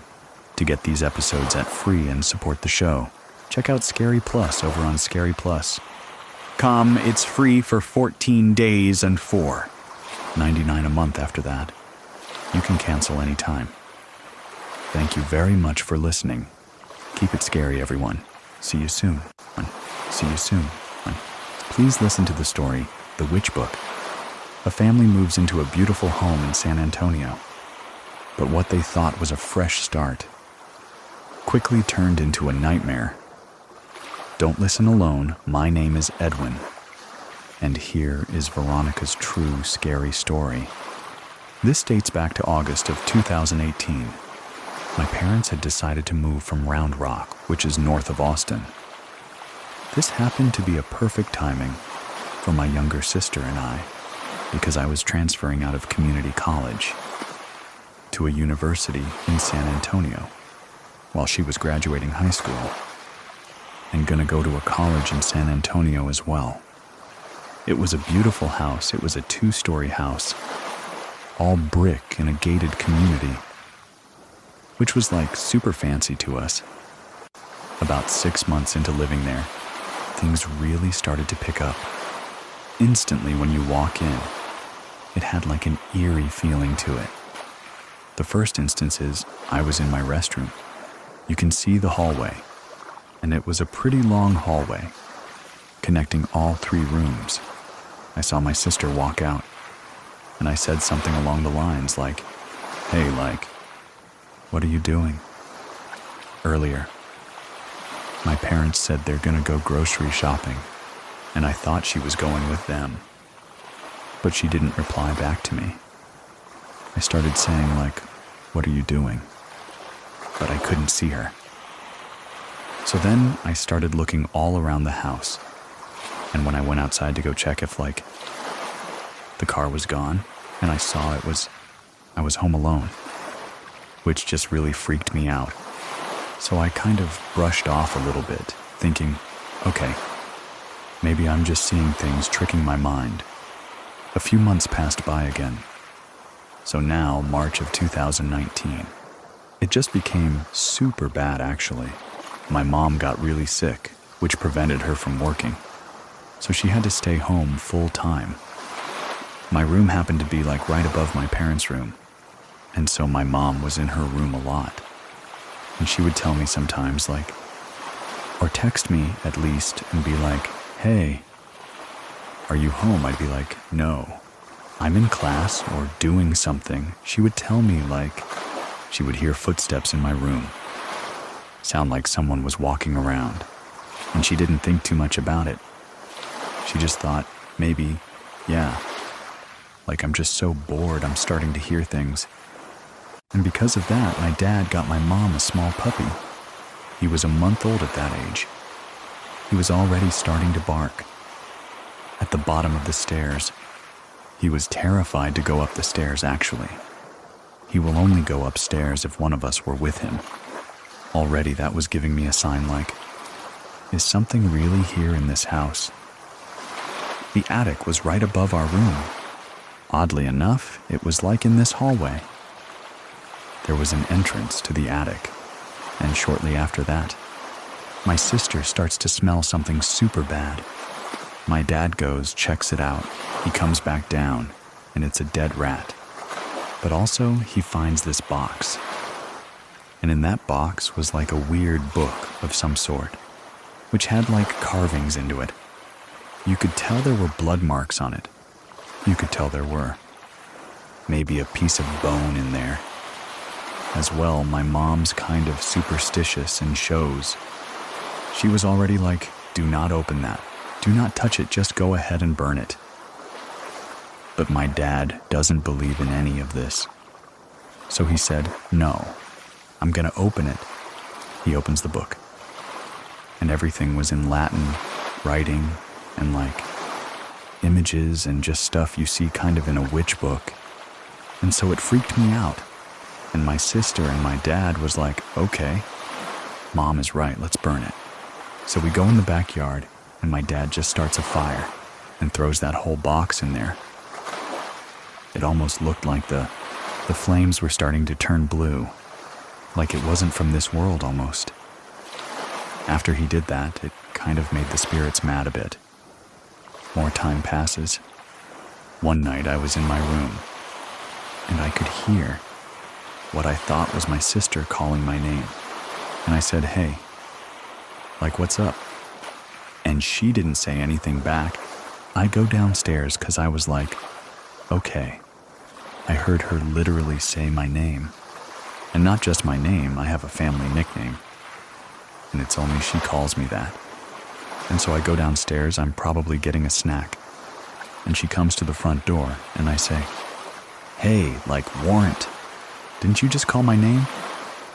She goes, no.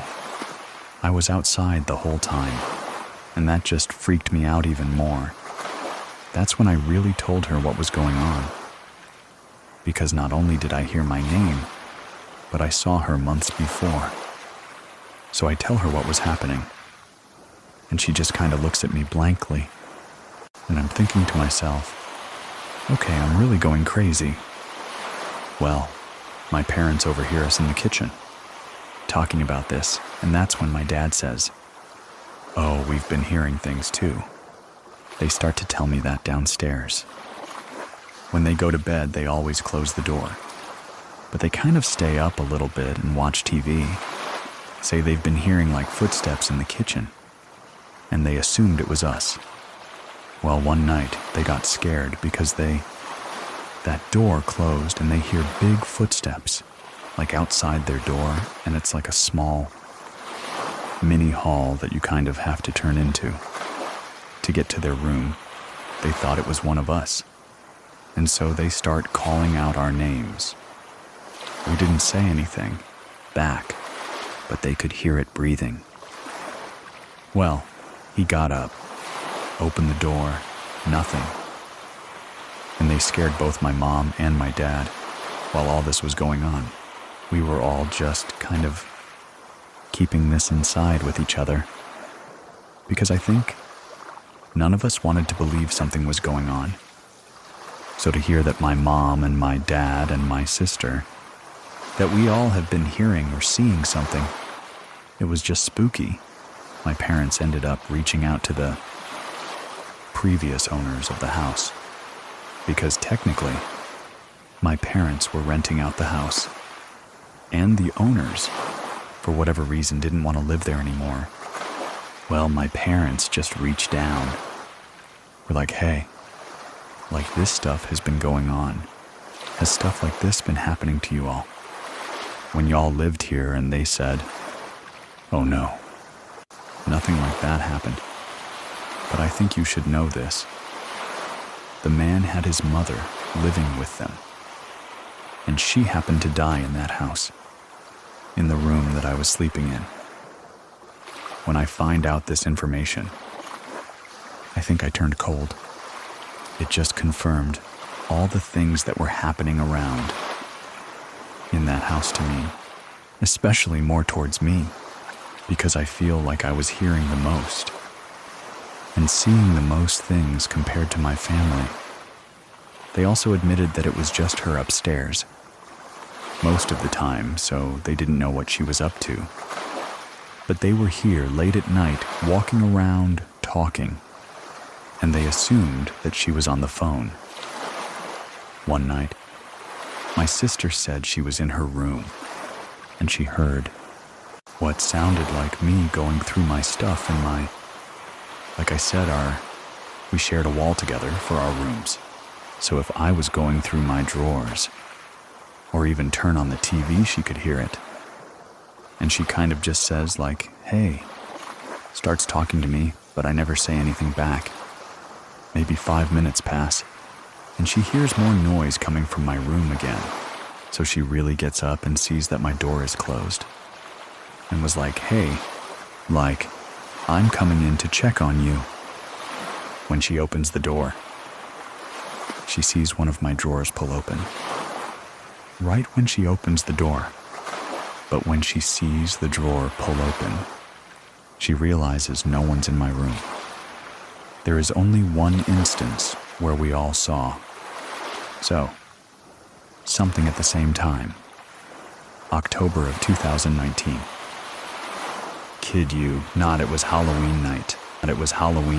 We just got done trick-or-treating, and the front door actually was this glass-type front door where you could kind of see through it. So we had the front porch light on because we had just got done trick-or-treating. My mom's in the living room. My dad was actually out that night, so he wasn't home. But my sister and I were in the dining table, and if you lean backwards from your chair, in the dining table, you can see towards the front door. We hear the doorbell go off. And of course, in a 2-story house, that doorbell ring echoes everywhere. I lean back towards my chair from the dining table. When I see this tall figure, it's Halloween night, so, of course, costumes. And I was thinking to myself, maybe some teenagers are at the door or a teenager, because I could tell it was one person. So I grabbed the candy bowl. They ring the doorbell again. At this point, my mom and my sister behind me, kind of telling me to be careful, because it was late, but also yes, just get the candy out. As soon as I open the door, nothing. The shadow's gone, no one's at the front door. That freaked my mom out the most, because she's always just heard footsteps and heard things, but she never actually saw anything. So when she saw that no one showed up at the door, after we saw a shadow, we could tell someone was at the front door. That just freaked her out even more. I'm in my room one night, I go to bed like normal. But except this time, my mom's dog, he decides to sleep with me. And he never sleeps with me, but he decided to. We go to bed, and I always sleep with my door open. But in the hallway, since it was such a long hallway, we had a nightlight, so it lit up the whole hallway. I could see, if someone was walking in the hallway due to, the shadows and the passing of the nightlight. We're in bed, I'm dead asleep, and all of a sudden I hear our dog start to growl. I've never heard him growl before, but he starts to growl. It wakes me up, and I look over at him what is he growling at? And I see that his head is towards my door. So I look to my right, and I see in the corner of my eye, there are these long fingers with razor-sharp nails. I can see it through the shadow. And as it moves its fingers, it starts to crackle. It just starts to make bones popping noise. I realized his fingers and his whole hand is starting to cover the light switch, which is the only light switch. I have to put the light on. I didn't have a lamp in that room. I just freaked out. I didn't know what to do. Instantly, I'm just thinking to myself, whatever. This is this demon, this monster. It literally wants me in the dark. It's covering the light switch. I just got up, and I decided I'm gonna touch it. I'm gonna touch it. 'Cause I need to turn this light switch on, and I did. And when I touched it, it felt scaly and very hard, and it kind of scratched me a bit. Light switch goes on. I'm hysterical. My mom's dog runs out of my room barking. Going down the stairs, I'm screaming towards my sister, and I'm waking her up. Please. Wake up, you need to hear what I'm about to say next. Because I'm not lying. She's listening to me. She's telling me to calm down, everything's okay. You're okay. I could tell she didn't believe me fully. But when I showed her the cut on my finger, I think that's when she kind of realized, okay, yeah, you're probably right. My parents come upstairs, they're like, what's going on? I tell them the same story, and I think they really believed me because I was just so hysterical that I was not going to sleep in that room for the rest of the night. When I finally slept in that room, if anything, it just made it worse for me because I was having constant nightmares and terrors. Every night I will wake up screaming of doing evil things to my family, which I've never had experienced that before. To this day, that really still shakes me to my core, truly.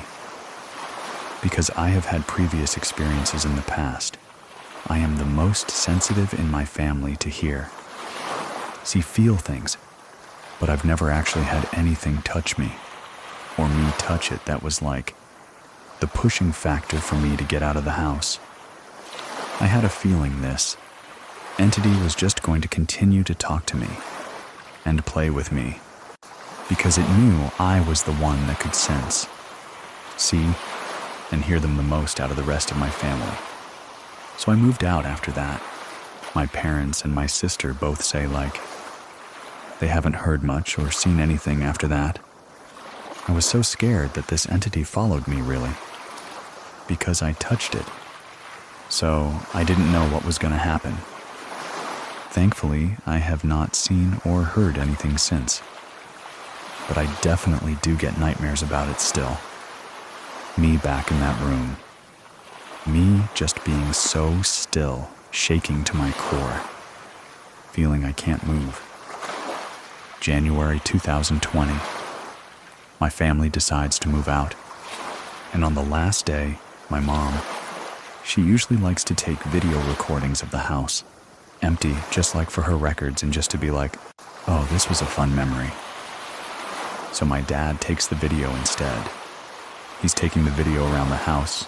He's going upstairs and he hits my room and he says, as soon as he hits my room, the phone goes dead. It was fully charged. It was working properly. And it just died all of a sudden. And when it died at the same time, he heard my mom call his name. He goes out, goes downstairs, doesn't see her, doesn't even see my sister. So he calls them. And he realizes he's home alone as well, because they're gone. He gathered whatever he had left and took out of the house. He waited outside. He did not want to wait inside the house anymore, because that just freaked him out more. That was the last of it. We don't know what happened, who moved in after us. We told the couple that whoever they rent the house to, next to please advise, someone did pass away because things did happen. That was a spooky house I've ever lived in. And I'll definitely remember it. I definitely do sleep with the nightlights on. I do believe now that I am a stronger spiritual person. I do pray more. I got more into church after that, which helps me in my belief system. But I definitely get more hesitant when I do sense something, because I don't know if it's that same thing that's following me, or if it's something new completely.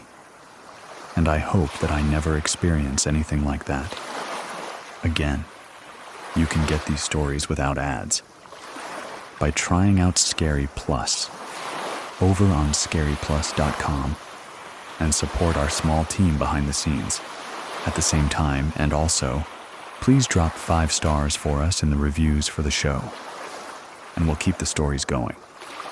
If you have a story you want to share head on over to True Scary Story. Links to everything are in the description of this episode. Thank you very much for listening. Keep it scary, everyone. See you soon. Scary, everyone. See you soon. Please listen to the story, Unwelcome Visitor. Don't listen to this one alone. What she thought was her uncle's spirit returning turned into a terrifying encounter that she will never forget. My name is Edwin, and here is Angie's true scary story. My name is Angelica. I live in Murrieta, California. This happened in Temecula, California. More Winchester. Past Lake Skinner, its very secluded area hills, cows, fences, and your closest neighbor is about a mile away. At night, it was pretty scary. The only lights you can see were the houses that you can see through the hills. Around this time, my parents had divorced, and we lived in a home in Monrovia Valley. In that home, I experienced a lot of dark energy. During their divorce, it was very ugly. I have to say it was like a spiritual battle going on. We ended up moving to my aunt and uncle's home. In Winchester, they graciously opened up their home to us because my mother had nowhere to go at this time. My uncle and my aunt, they were working and they had their own business. They were pretty well off. They had a beautiful property. It was a ranch, we call it El Rancho. It was a one-story flat, and with 3 houses in the back. The only people who would come were those who lived there. Around 1995, I was 13 or 14 years old. My uncle passed away. It was very unexpected. He had gotten into a car accident. It was pretty tragic. He actually ended up on the news. We didn't know what to make of this or how to move past this. He was a pretty big part of our family. He had such a huge personality. He was a father figure to a lot of people. Especially me during that time, it was very hard. 2 months later, or still getting over his passing.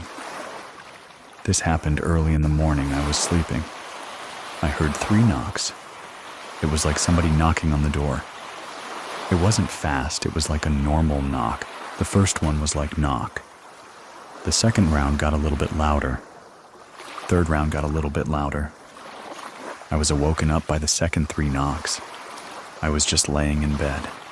I was looking around. I knew that it was very early. I didn't hear birds chirping. I didn't hear the dogs barking. Again, I hear 3 loud knocks. I'm looking around and I'm scared. I'm just thinking to myself, am I the only one who's awake? Am I the only one who's hearing this? I turn to my cousin who's laying next to me. We shared a room. I go to wake up my cousin. I push her. She does not wake up. I hear 3 loud bangs again. The door that these bangs are happening on, they're on a security gate. This door is really sensitive. You can hear a tap, or if you close it, it vibrates throughout the whole house. My cousin is not waking up. I'm just thinking to myself, what is going on this early in the morning? It's a house full of people. I slowly walk out. I peek my head out into the hallway, and I look. I'm quiet. I didn't say anything. I'm just looking to see if anybody else is hearing it. In this property, when you walk out into the hallway, I have turned left. You immediately come to the kitchen on your left, and then to the right is the door. In the kitchen, there is a bar countertop with 3 bar stools, and the very first one. And the end was my uncle's favorite chair. I'm walking slowly throughout the house. I walk over to his favorite chair, and I sit there. During this time, while I was walking, I didn't hear any more banging or knocking. I was like, okay, I'll just sit here and wait. I don't know what that was about, but I'm the only one awake so far. I sit down and I look around, confused, but also waiting for something.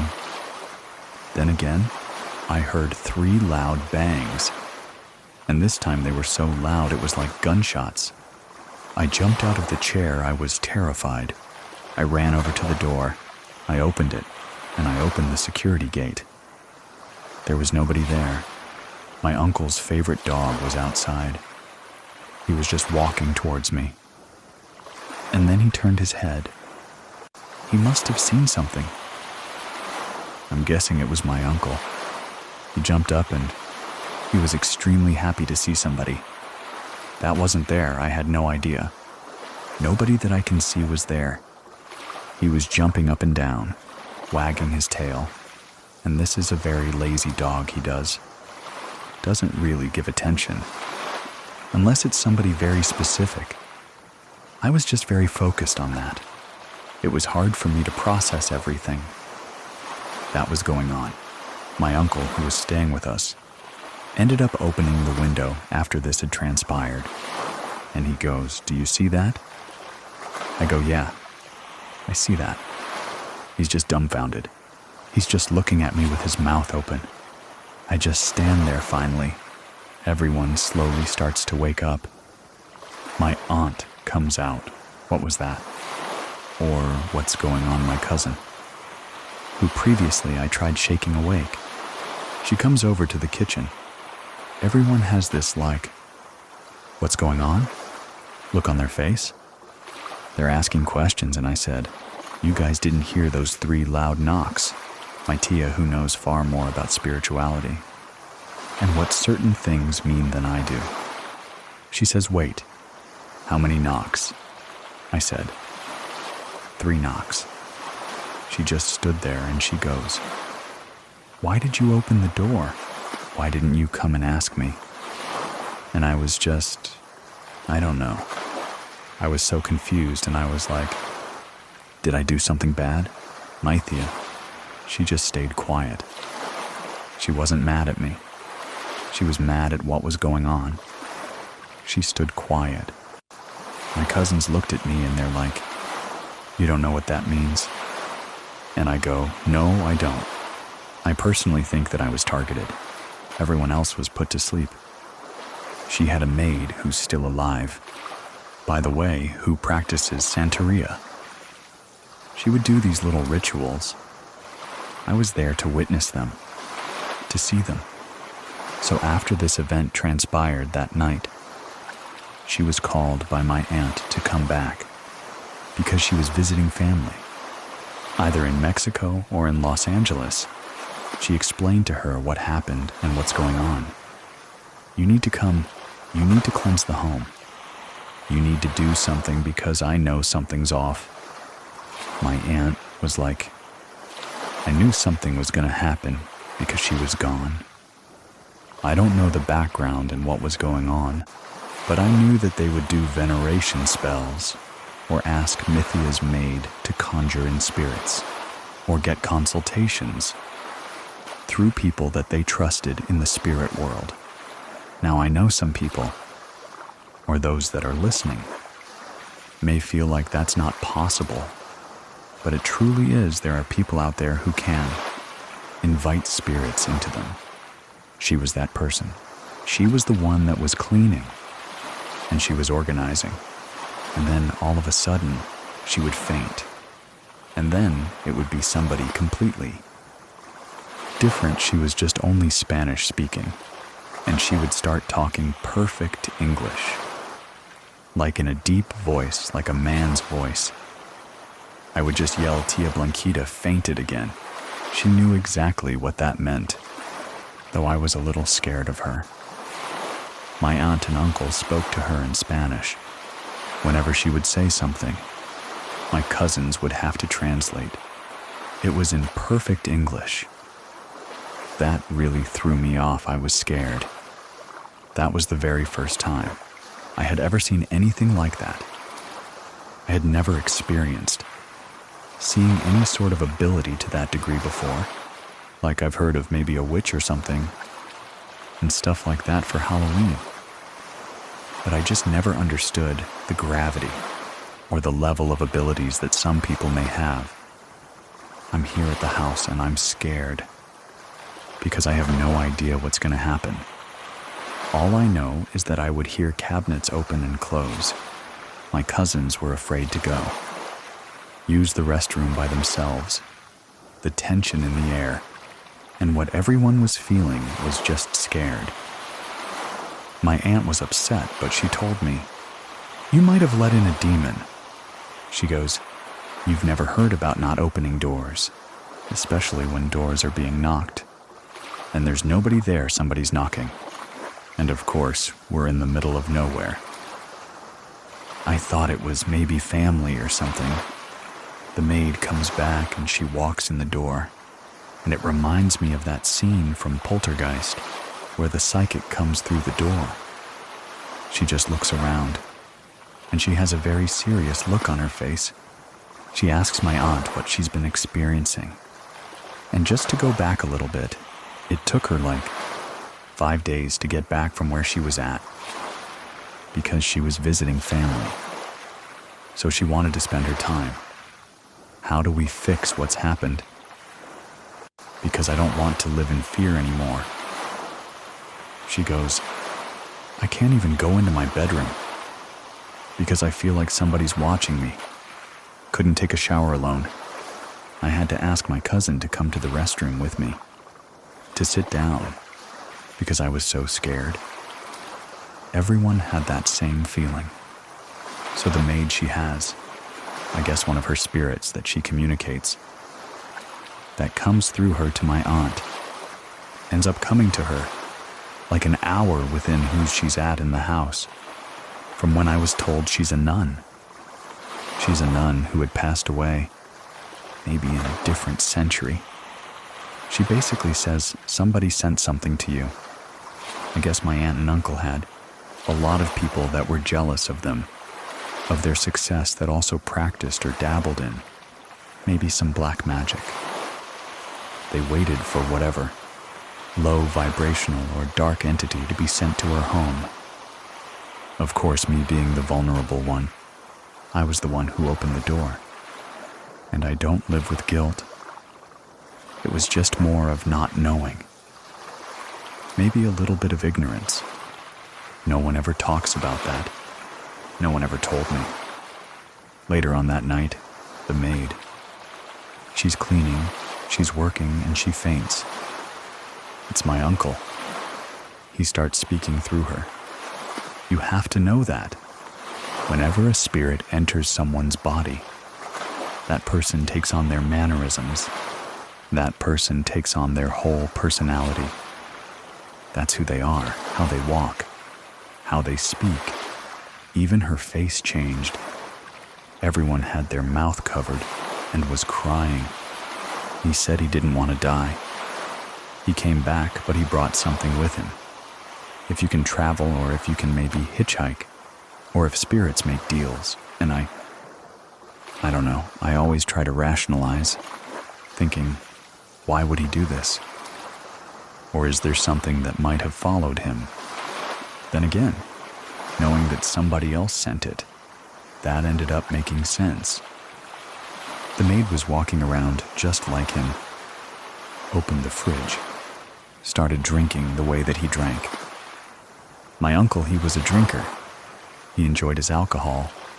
He started to drink. Or she started to drink. The maid started to talk to my aunt. He was just saying how sorry he was. And in mid-sentence, that's when she fainted. Once the maid ends up fainting, she's exhausted. She cannot do anything.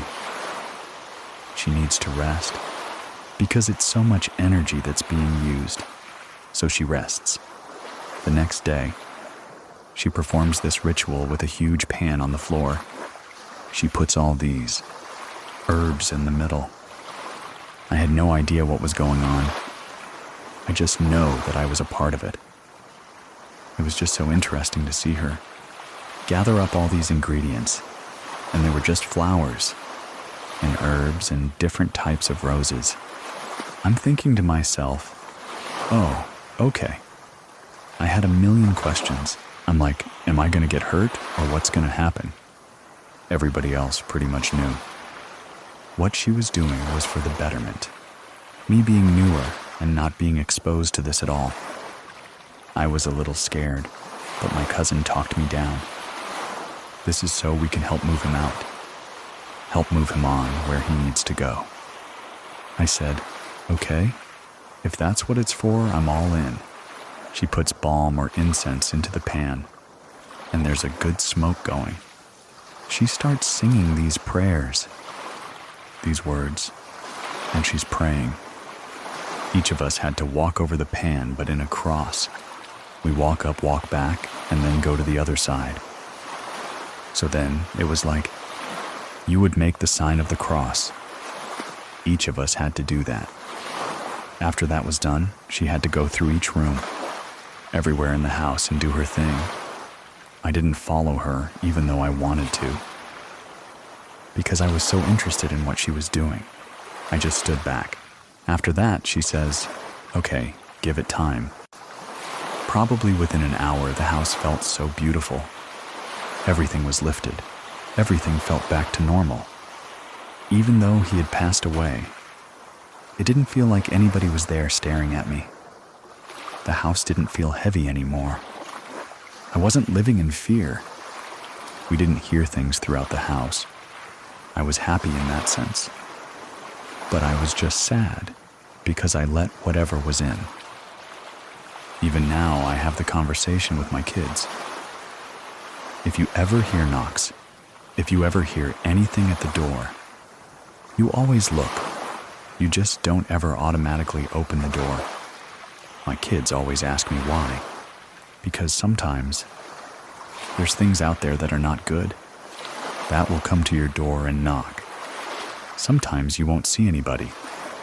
You might hear a voice. Because that's happened before to my aunt. She's told me that something comes knocking on her door, and she's heard a voice, and there's nobody there. I just tell them always look, especially knocks in 3. Just being involved in my aunt's home and getting to know my aunt's maid, I ended up asking her questions. And since I don't know Spanish really well, I asked my cousin to ask her. She ended up telling me that when she lived in her country, she was a teenager, she was told that she's a schizophrenic because she would hear voices. She would see things. People just thought that she had either schizophrenia or she was undergoing psychosis. So she was cast out of her family for a while because she was experiencing all these things that she had no idea what was going on. One day she just couldn't take it. She ran away from home. She ended up on the streets of Mexico. She was just laying on the floor covering her ears. And she was saying, "No, Maz, I can't take this anymore." She said, a woman came up to her, showed her hand, and she said, "You're not crazy. I see it in you. You have the gift to Tatianis Eldon." When she told me that, I got immediate chills. I was like, wow, she just saw you and saw that in you. She goes, yeah. She took me under her wing. And this was a lady that she's never met before. She just explained to her and she sat her down. She goes, "I'm going to teach you how to use your gifts, or else you're going to live your life feeling like you're crazy. You're most likely going to end up ending yourself because you don't know how to wield it into your favor." I was told by the maids that I had certain abilities. I feel like I might be clairvoyant or clairaudient. A lot of information comes through me, through dreams or through knowing. I've carried that with me.